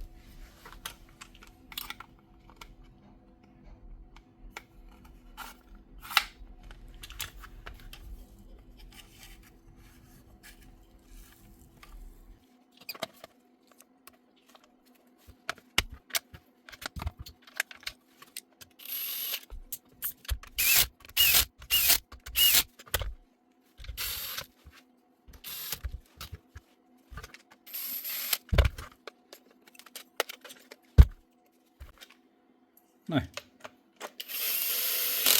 this thing should have no problem actually shooting nails now.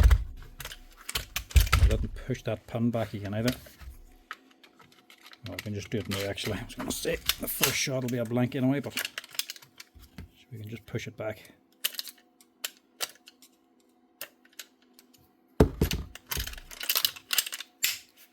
Now, we're good to go.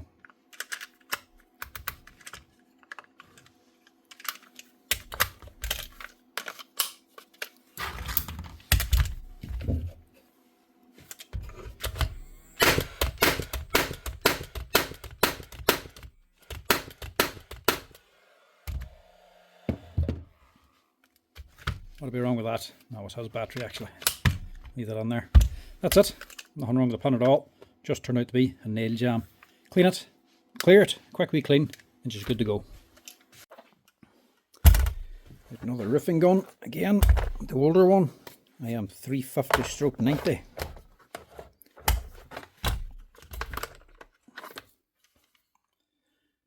Gas in it and it.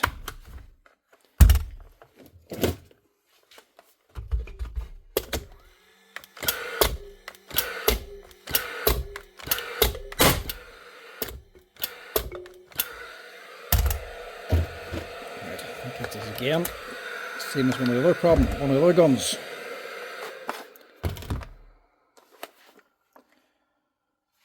This was serviced already, not too long ago. What's that about? Maybe 4 or 5 months ago. It's dirty, but not that dirty. I think this is the spark plug.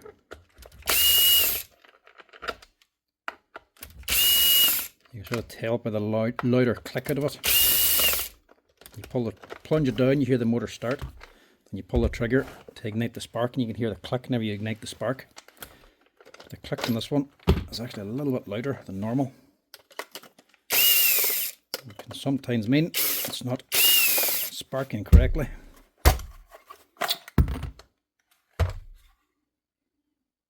It's fairly clean in there. Pin is also not back the full way, but that could be just from a wee bang. Normally if the reed valve's blocked, it'll be sitting further back. Could still be that. We'll check this first because it's easier.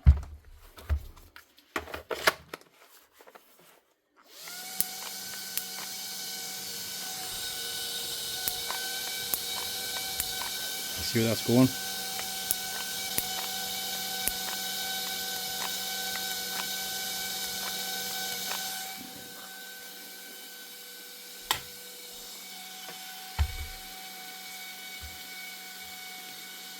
That wasn't even on fully either.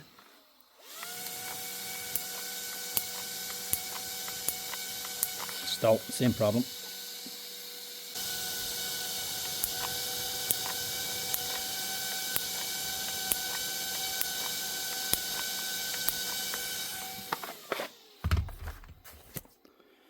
It's going everywhere apart from where it should be going. Needs to go to the very tip. Needs to go into the very, very tip of here. But this is going all the way down to the side and going to the bottom of the spark plug. It's going to up and then arcing down instead of just going straight across here. The odd time it arcs right, most of the time it's doing it wrong.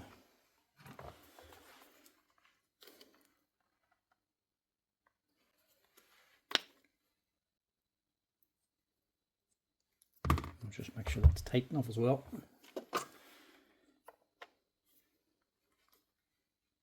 Yeah, it's down. Rarely do you ever actually need to replace the spark plug itself. It's not like a car that's running 20 or 30,000 repetitions from the engine actually running, just constantly firing. This is just firing the odd wee shot every once in a while. It takes a lot longer to wear these spark plugs out than a car. When you service a car, you always change the spark plugs after so many miles. These here, you'd have this a lifetime and you'll never change the spark plug. But then again, it is the older model, and it would depend just on how much work it's done. As you can see from the trigger, it's done an awful lot of work. See, it's all worn in, just from going in and out. That constant motion, it's worn away the plastic. So it could be worn out. That's roughly the right age. What is she? 2007. She's going on 20 years old. But first, we'll just give it a quick clean and see what she does. So it can sometimes just be a little bit of dirt.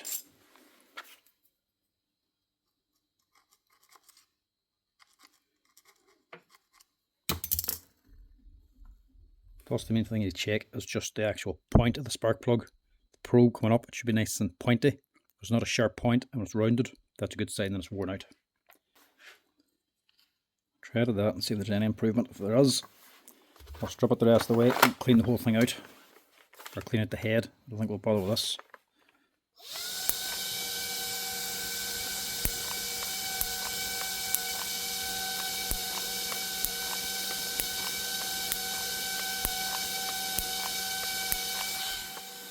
Much better improvement. I know you can't see every spark there, but that's just the frame rate of the camera. Can't pick up every single one. Just doesn't see it, but it is sparking.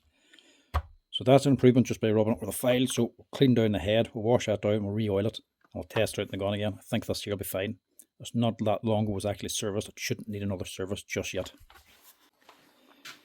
Right, we'll try her at that. I look back in the sheets as well on the computer to see when this is lasting exactly. Not going by the actual job number, going by the serial number.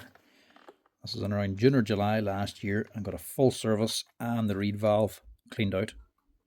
So the reed valve should be alright in this. And if I look back further, it was back another 2 years and it was serviced again. And if you go back another go back 2 years, I got a service and an O-ring. That's that black one. Go back another 2 years, I got another service. Go back another couple of years, it got another service and an O-ring. But it's funny. The first O-ring it got was what, 5 or 6 years ago. The old brown O-ring, I think it cost €7.50. Now the last one it cost €21.50. Went from €7.50 to €21 in the space of a few years. Just the rubber O-ring at the back. Paslode charging crazy money for it now. And the actual brown O-ring for these here. This particular model, these older 350/90s, is actually obsolete. They don't sell it anymore. You can only buy the one for the IM360 now. It's the exact same size O-ring. It's just that it's black now instead of brown. But everything on the 360 gun is extremely expensive, including that O-ring. Same O-ring, same type, nothing different about it really, apart from the colour. But they're charging way more money for it.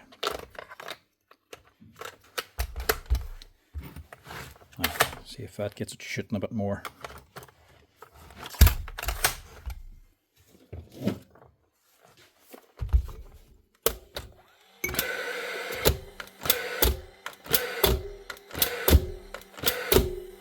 Nah, still problems. It's not that.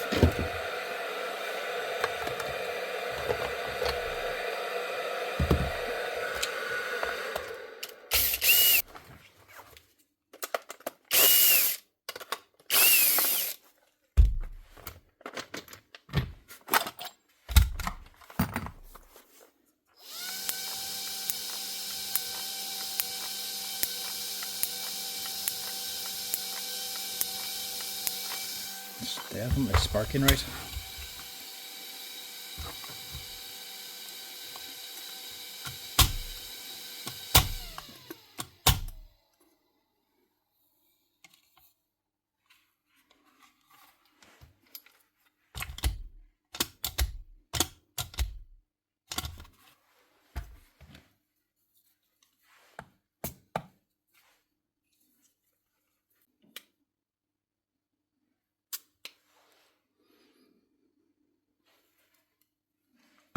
Can't smell gas off that at all.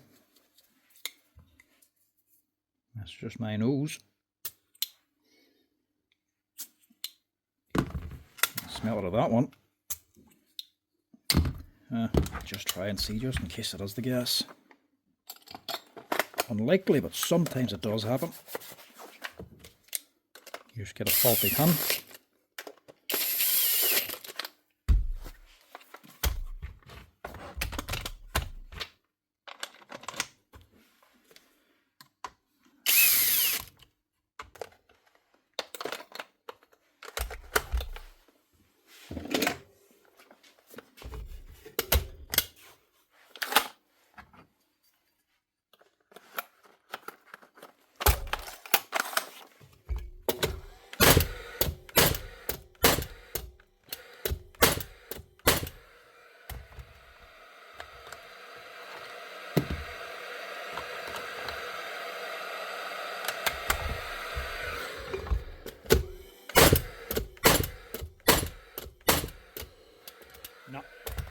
wasn't the gas, it was just the piston. It wasn't the gas, no. It was the piston, because it was pushed forward that little bit. It was changing the volume inside the chamber. Whenever the gas goes on, it wasn't getting the right gas to air mix. If I had a double press it twice, it probably would have fired the first time and then kept going then. But no, it wasn't the gas. It was just the way the piston was sitting. But that's what the original problem was the spark plug. That's my battery. Yeah. Spark plug was dirty. Just wasn't getting the right spark. Instead of it going to the very tip of where it was meant to go to get a good decent arc, it was actually just going over and across and down to the side of the chamber instead of the very tip. It does that there, it's just not going to fire. It'll fire sometimes, but not all the time, only when the spark goes to the right location. But if you get it where it's intermittent firing, that's the best thing. Just check first, is check that spark plug, give it a clean, blow out, wee file underneath, make sure everything's right and everything's clean. If the spark's going to the top, she should be fine. But that's another one, just a wee quick fix. Not doing a service because I only got one a few months ago. Right, another 350. 350 plus. 2022. Which is well used and abused anyway. Put up on here ain't too bad. Nor is the filter.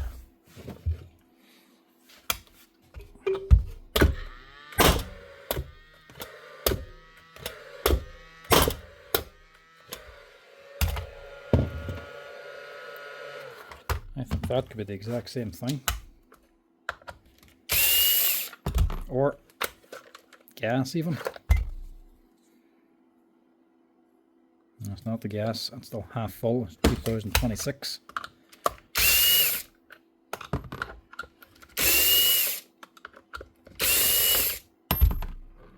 It's amazing how many guns actually come on for repair that just need a new cylinder of gas. Always buy these. Sometimes I buy them second hand or new.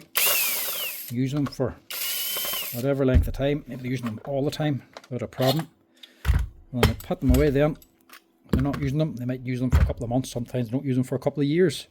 And they take them out to use them then, and either the batteries don't work, they'll know that straight away, or they don't fire at all and they don't realise the gas has gone out of date. You have to have it on date for it to work right. As you can see the inside of that, still fairly clean. You can see somebody's actually already cleaned this.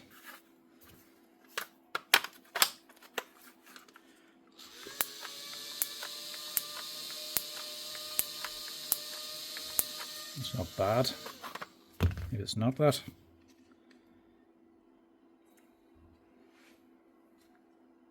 Not the stem adapter.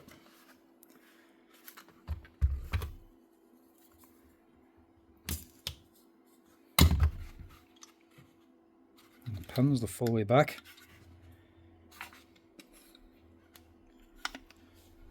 What is going on here? Which was definitely cleaned down anyway, but not all that well.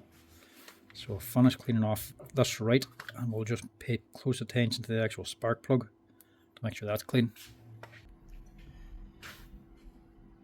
Right, it's a bit cleaner.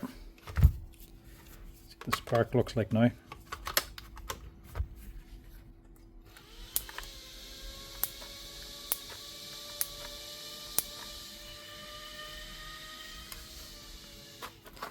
Generally, gas guns, not just Paslode.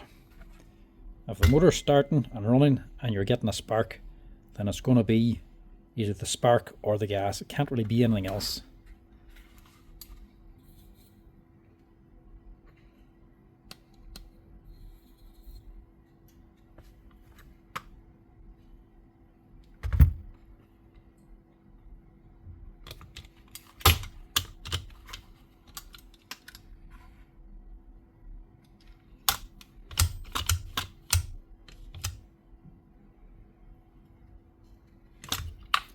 If nothing else, it should be at least running badly.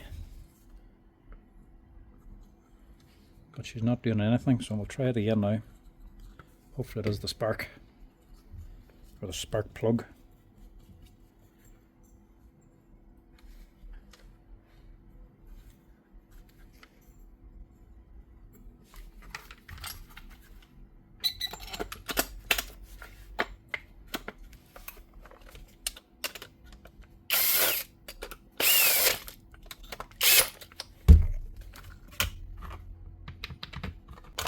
For anybody wondering, no, it's never the filter.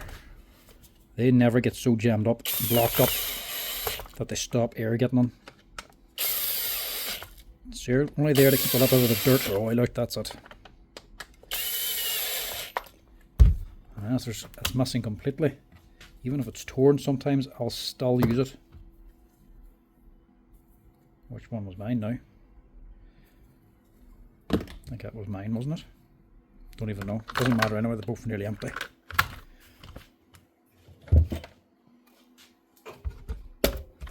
Yep.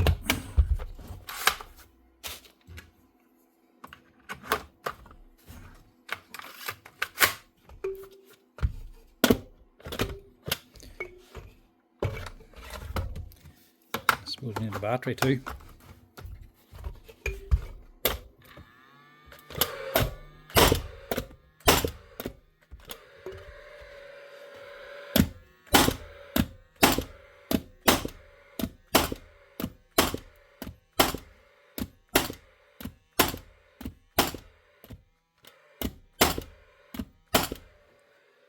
That's it. Now, one of those problems could be how far he's just got this in. He's got it on the whole way. So you have to plunge down good and hard to get it to start. We go with that. Gotta love a quick fix. This is definitely a quick fix.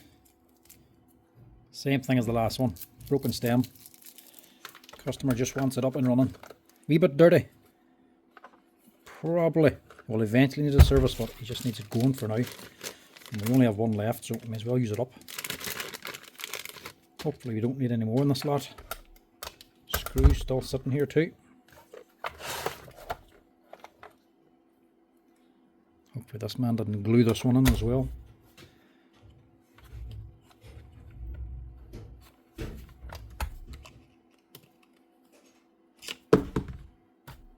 There we go. They normally just come out with your hand. You shouldn't really need pliers for it.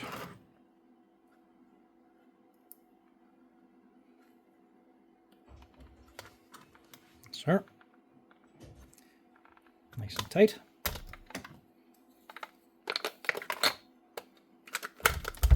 For a quick test.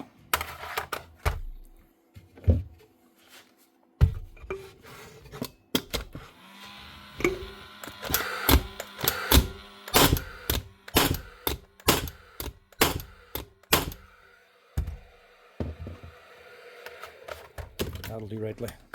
Bit of smoke coming out of that as well. Smells like somebody's already just oiled it. Going with the amount of oil that's up here. Let's see, this boy's been oiling it quite a bit. He must put a few drops in the back every once in a while. That's it. Just one stem adapter. Expensive for all it is, or even throw it. But the gun does not work without it. You need it if you want to use the gun. Piece of plastic. What do they cost? 10 or 12 euro to buy online. But without it, you can't use it. Right, this one again isn't actually from a customer. This wasn't bought here. Not sure who this fella is, but he says the pin keeps sticking out. I'm not sure if this will be fixed or not, because this could be expensive. This is the angled Paslode gun. Sometimes we had a tendency, if you loaded the nails wrong, if you had a single nail left in the magazine when you're putting a new one in, if you had it sitting like this, the nail could actually just drop straight into the chamber and tear up the inside of the chamber and the piston and cause a lot of damage. We had a lot of problems with them doing that. But also, they just have a tendency to break the pin. If you hit concrete or another nail, if you're putting door frame on or something, you go too close and you happen to hit the nail in the stud, or if you go onto plasterboard and you happen to hit the head of the drywall nail, you did have a wild tendency to either bend or snap the pin. And this particular model, the pin is certainly not cheap.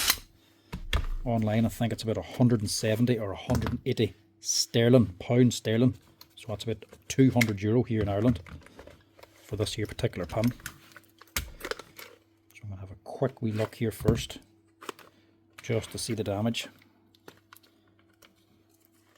before we go any further, ring the customer to see if he even wants to fix it. I suppose we better test the thing first to make sure it actually sparks.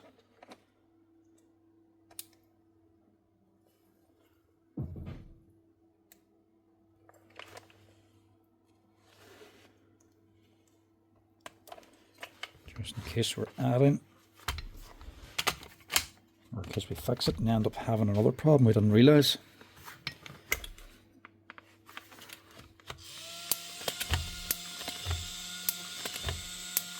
It's okay. Check it when it's easy.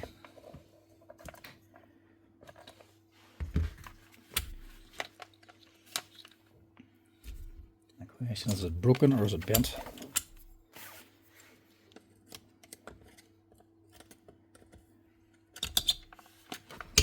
A good service as well by the looks of it.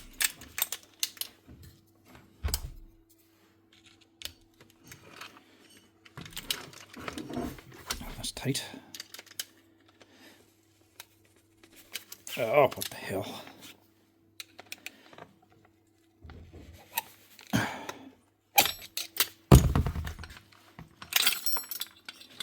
Yep.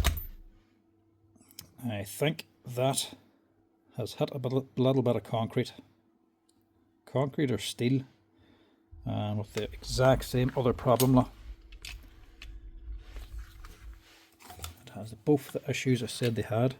See down in there, see just down over this here side. Don't know if you can see that or not. That's a nail.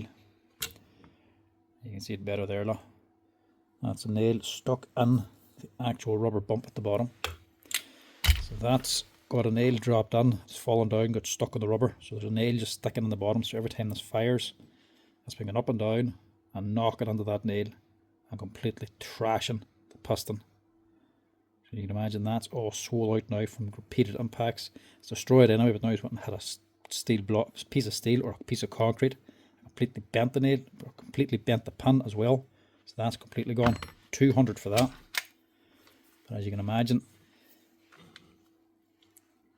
how tight that was on the cylinder, and it's also scored the inside of the cylinder walls, plus that pin needs to come out. So we have to ring the customer on this one. It's going to need a full strip and service, that dear nail removed. So it's €40 for a service, and needs a new pin, probably around €200. So you're on to 240. So we're quoting 250 to fix this one before we do anything else, unless there's anything else actually wrong with it as well. But I'd say this one might be getting too expensive.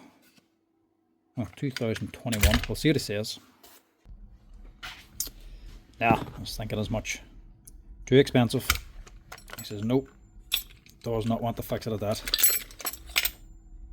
And the worst thing about it is the story I always get when you hit the here. Why I never recommend people doing it, because that's what happens when you lend your tool. Yes, he didn't even do it himself, which was the worst thing about it. Yes, he lent it to somebody, probably a buddy or a friend, and he came back and said it wasn't working. He says he asked him what he was using it for, and he says he was just putting on skirting onto a concrete wall. So he's shooting us here into concrete. So no wonder the pin is completely destroyed. Yeah, it's just one of them lessons you eventually have to learn. If you have tools, don't lend them. If they're your tools for your work and earn your money, do not be lending them out, because your people you're lending to don't have them and didn't have to pay for them and can't appreciate them and don't realise the price. But they don't care if they break your tool because it's not theirs. Never lend your tools. And if you need a tool more than once, you need to buy it. That's my motto. If it's only a one-off, I'd go to a hire shop, just hire one out. But if I need it again, or if I need it for 2 jobs, I always just think buy it. Buy it and have it. Or else go out and buy a cheap one instead of the main brand if you're not going to be using it all that much. That's another reason why you always keep your old tools whenever you upgrade them. Throw them in the shed, especially if they still work. Just in case anybody ever comes asking for a lend of your tool, give them the old one. It's and you're not upsetting your friends, and you're not risking your tools. People don't realise these here are your livelihood. Like this is what earns you your bread and butter. You can't really be doing without it. And when you're only giving it to lend to somebody to save them a few pound and they cost you several £100, there's no benefit on it. Can't even get that back in now. Look, it's that badly bent. Can't even close the door. Right, that's him. Oh, may as well throw it back in as well. Not worth a fixing. Too expensive. These always were very expensive for the pins because they're angled. The pin's a little bit longer and makes them a wee bit more fragile. So if you hit steel or a nail or concrete, they just buckle, and then every shot then the pin gets jammed up here and you have to push it back again. They weren't a great gun, to be honest. They're handy and that they're gas nut and they're light enough and they can get into a tight space, but in the long run they never really lasted that long unless they were your own gun and you knew exactly what you're doing and knew the problems. This man has now got to buy a new gun because he lent this one. Right, this is the last pass load I'm doing today. Still a few more to do. I haven't got through absolutely all of them, but I'm getting absolutely sick and tired of them. It's tired of them now at this stage. So this is going to be the last one. It's the end of the day anyway, so we're going to finish the video up on this one. This is another IM 350/90 CT, an older gun. Looks like a 2006, so 20 years old this one. With a full gas, a little bit out of date, but it should be alright. These stem adapters upside down, but again, should be okay.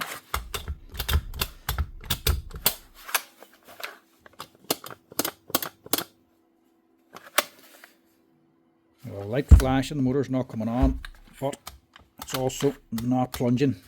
So it might be a problem up in here, or the O-ring back here might be snapped.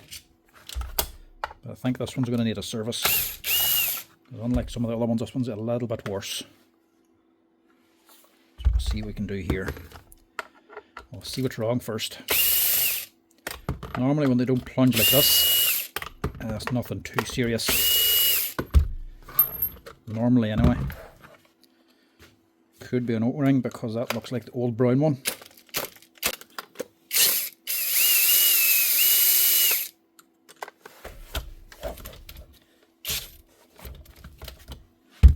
That's stuff as well. I don't want to strip another one out.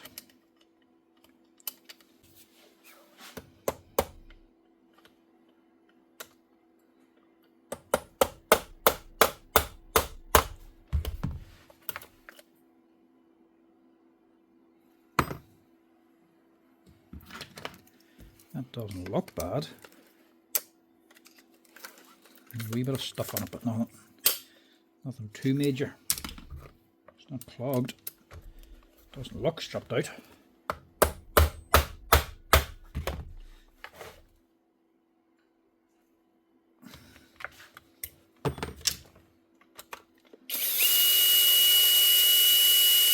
That's okay. Eventually came. So yeah, that one's going to need a service anyway. And there's the problem.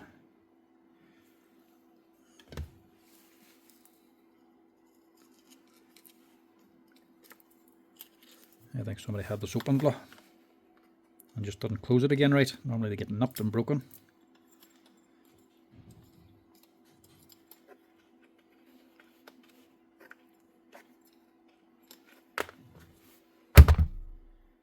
That's the old brown one. We'll give it a clean, see how much wears on it. But it just got snagged. Well, it looks flat there, so it's not snapped, but it is worn. We'll see if we're going to keep that or change it. But this one is definitely in need of a service. A wee bit dirtier. You don't mind servicing them when they actually need it. You like to see a result or see a change. Don't like cleaning something that already looks clean. It's very satisfying cleaning them when they're filthy.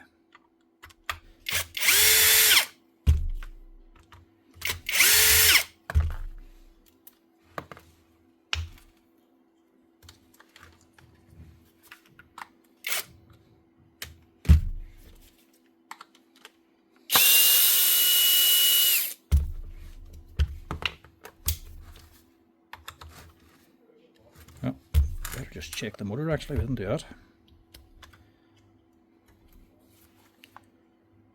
Stop flashing.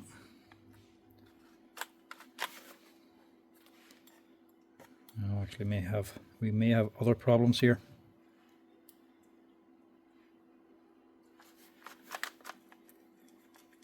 She's not doing anything.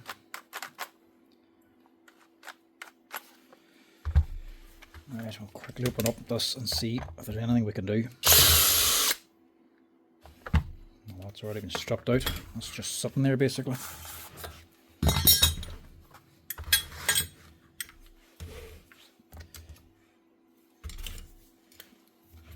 Just like I was saying, of the older model, some of the parts are obsolete in it, including the molded circuit board. So if the switches are gone, there's nothing I can really do.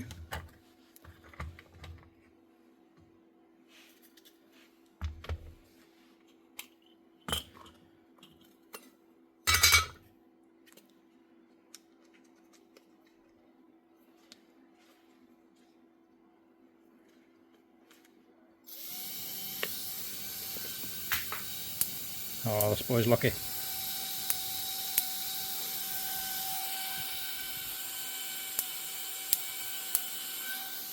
There was a connector. This wasn't plugged in right, it was sitting up at an angle. So this man's getting out lightly. We'll keep on going with this as long as they're working. But this here molded circuit board, that's obsolete now, you can't buy this. So if you break or bend these pins, or if your switches wear out in you, that's it, you can't replace it anymore now.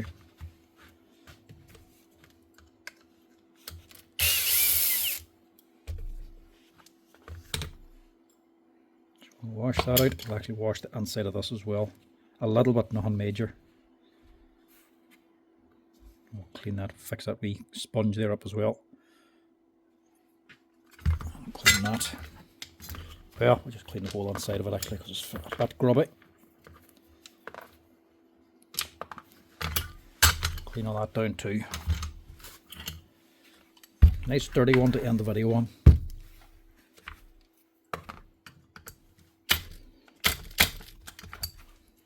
This one is tight. It's been a long time since it was opened. Ah, lovely.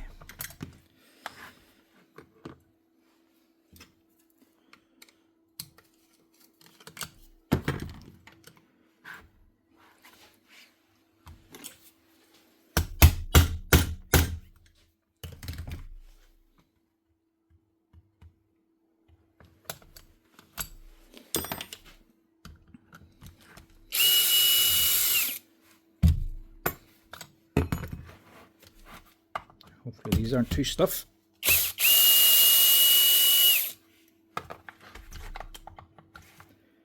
I'll just pop them out first actually, just in case these are stiff. No, they're okay.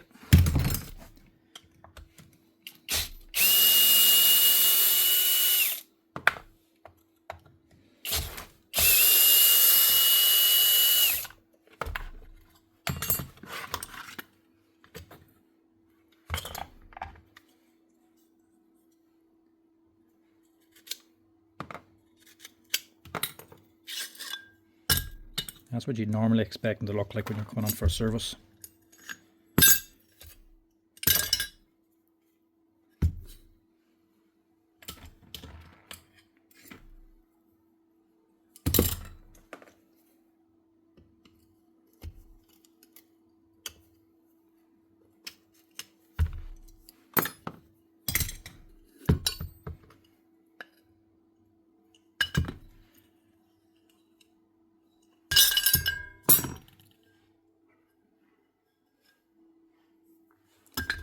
Definitely needing a service anyway.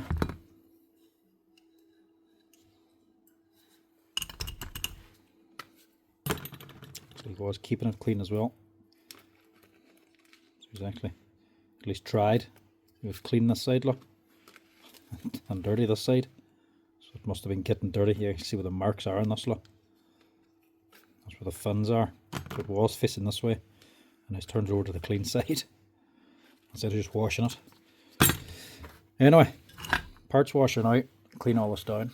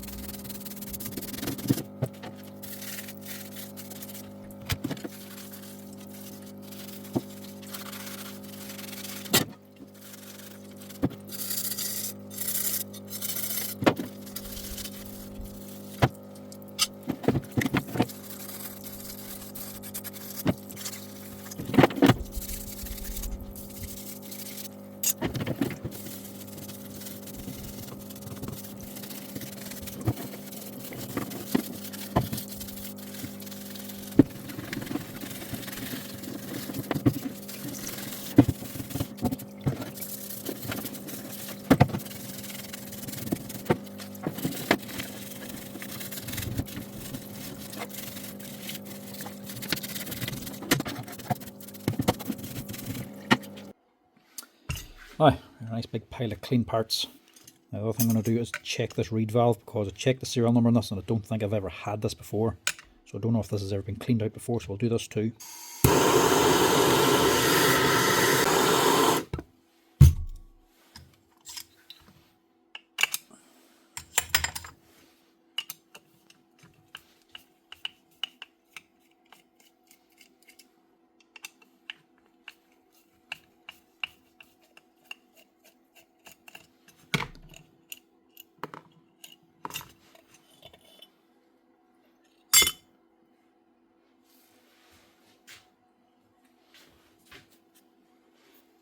Yeah, it needs a clean. It's not bad, mind you. You can still see it's sealant up here. It is a wee bit blocked, but it wouldn't have been misfiring from that. I don't think so anyway. But if it gets any worse, it would be. So I'll just clean that down as well and leave it right.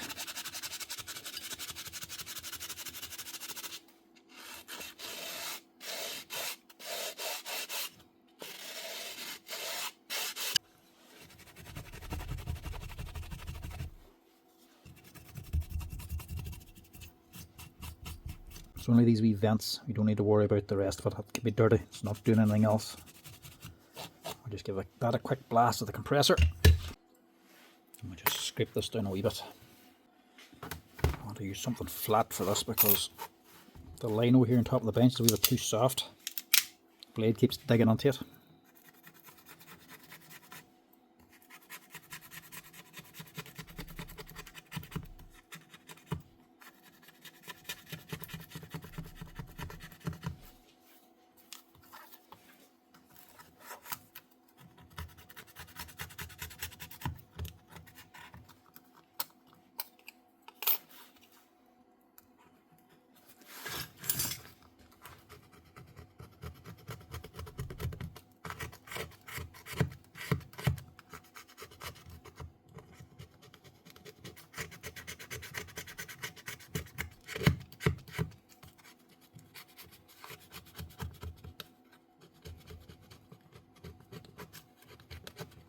Quite thick.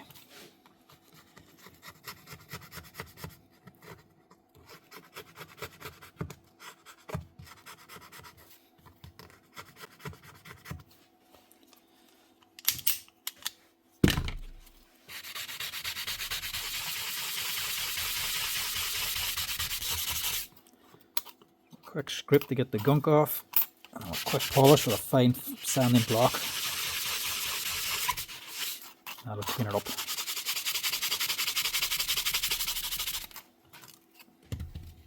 There we go.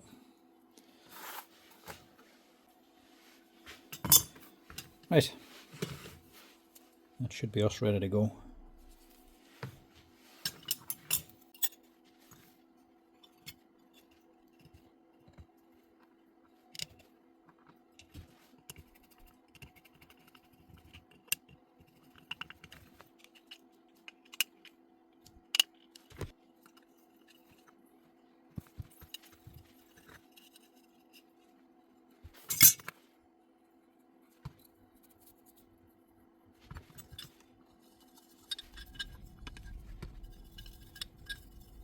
You see how much they actually come up once they're cleaned up again. They look terrible when they come out of the gun. It's amazing how much they actually polish up.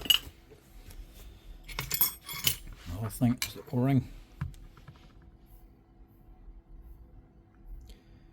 There's definitely a flat spot in this, but it's not damaged and it's okay this side, and it's €22 for that now. So I am going to chance keeping it on here, see what she's like, because it's not hard to change it afterwards if the gun still doesn't work right. It's still misfiring, I'll replace it then.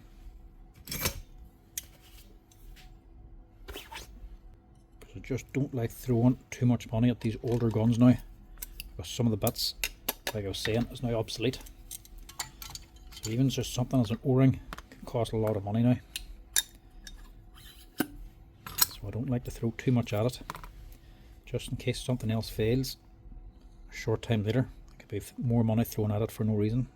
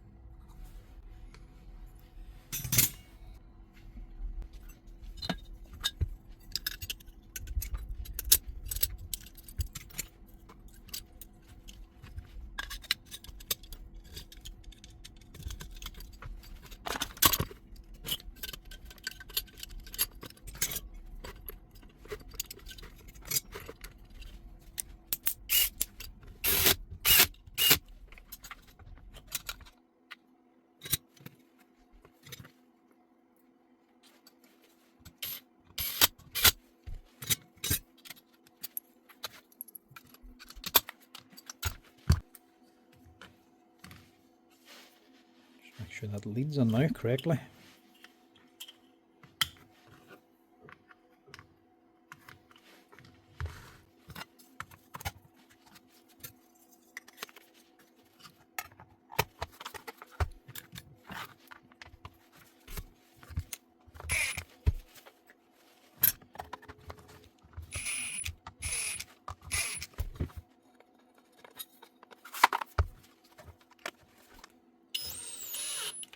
Yeah, that'll do.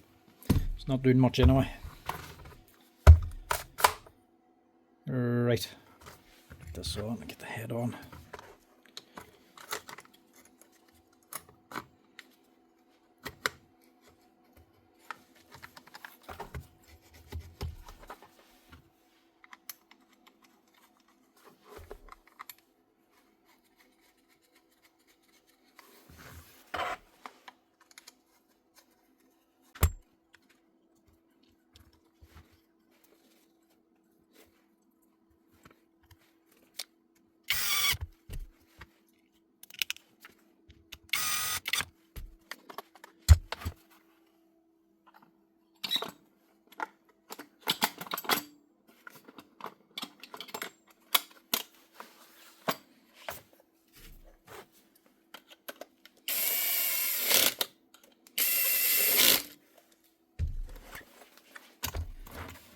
This is where you always check before you finish up. Pull down your nail guide, hold down the cylinder head and plunge it and make sure it goes down and back up, because it can get caught. See, like that. It allows you to see if the O-ring's getting snagged and these little fins here. Sometimes you don't have to fit it right, or if you put the head on not wrong, but if you just don't line it up correctly, you can pinch the O-ring, or maybe it just doesn't get on right, it just rides up one side and actually get caught in these. As it happened whenever I first took it off, it was caught in one of these here. Gives you a chance to make sure it's right. If it doesn't go back like that, the O-ring's not right. But if it sticks out like this, even when you wiggle the back head, the cylinder head at the back, that's a problem up here.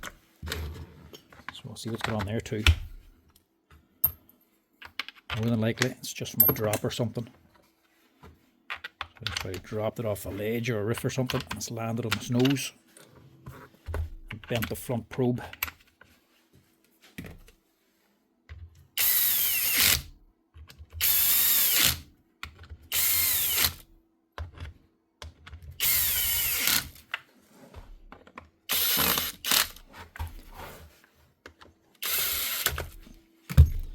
Don't need to dismantle the whole gun again for this bit, so we'll just go ahead and finish the rest.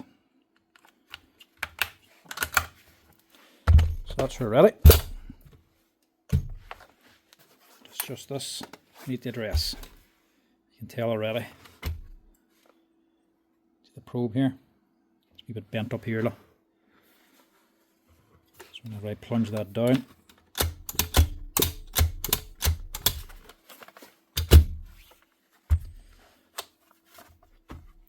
down, and the bit of the probe here is actually getting stuck in the aluminium part of the head. See there? So all you have to do is just bend the probe, these two prongs, just bend them up a little bit. But of course, that's easier said than done.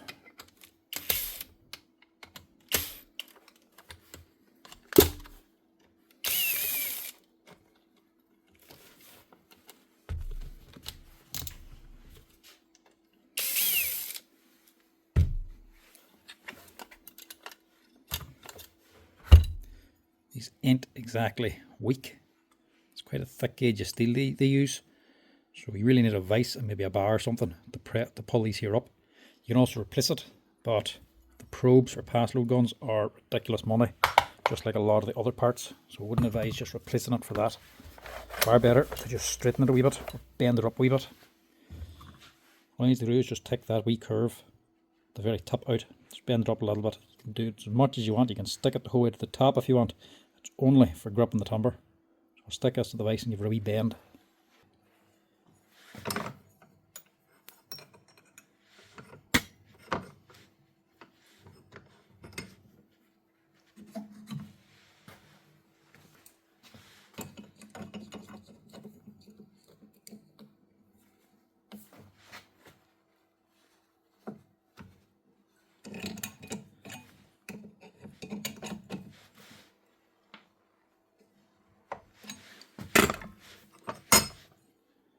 That should be all we need. You can actually see perfectly where it's been rubbing. It's been rubbing like that for a long time. It's actually worn through the paint and some of the steel. So she's been putting up with that problem for a while, and all you needed to do was bend it up. So now this should go up and down no problem. Just this wee mod, not even mod, this wee quick repair. Put it the full way in. Just sinker.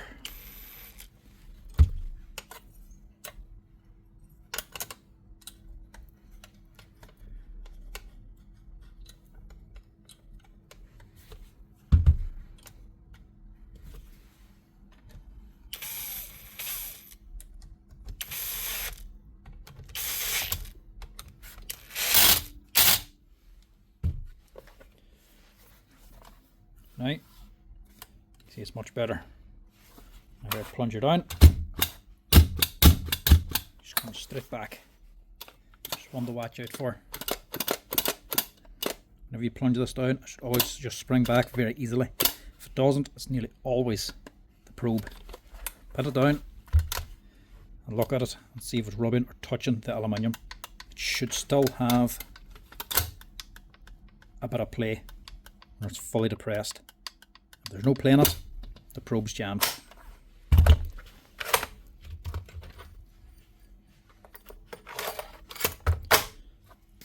Going to make sure she works.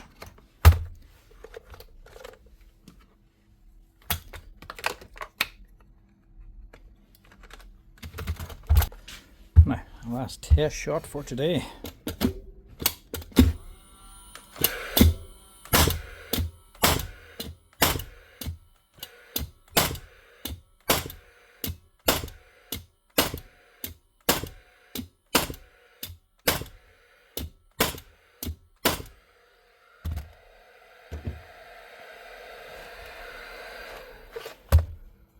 Right, that's it. Another Paslode to this bunch, ready to go. Full strip and service, and a wee bit of a chain, wee bit of a mod up here. That's about it. Still the exact same O-ring as well. Anyway, folks, that's it. Hope you enjoyed this long Paslode repair-a-thon video. As always, folks, if you're enjoying the videos, make sure to drop us a wee like and a follow down below. And if you want to help out the channel, make sure to hit that hype button there as well. But until next time, folks, thanks for watching, and I'll chat to you again the next time. Cheers!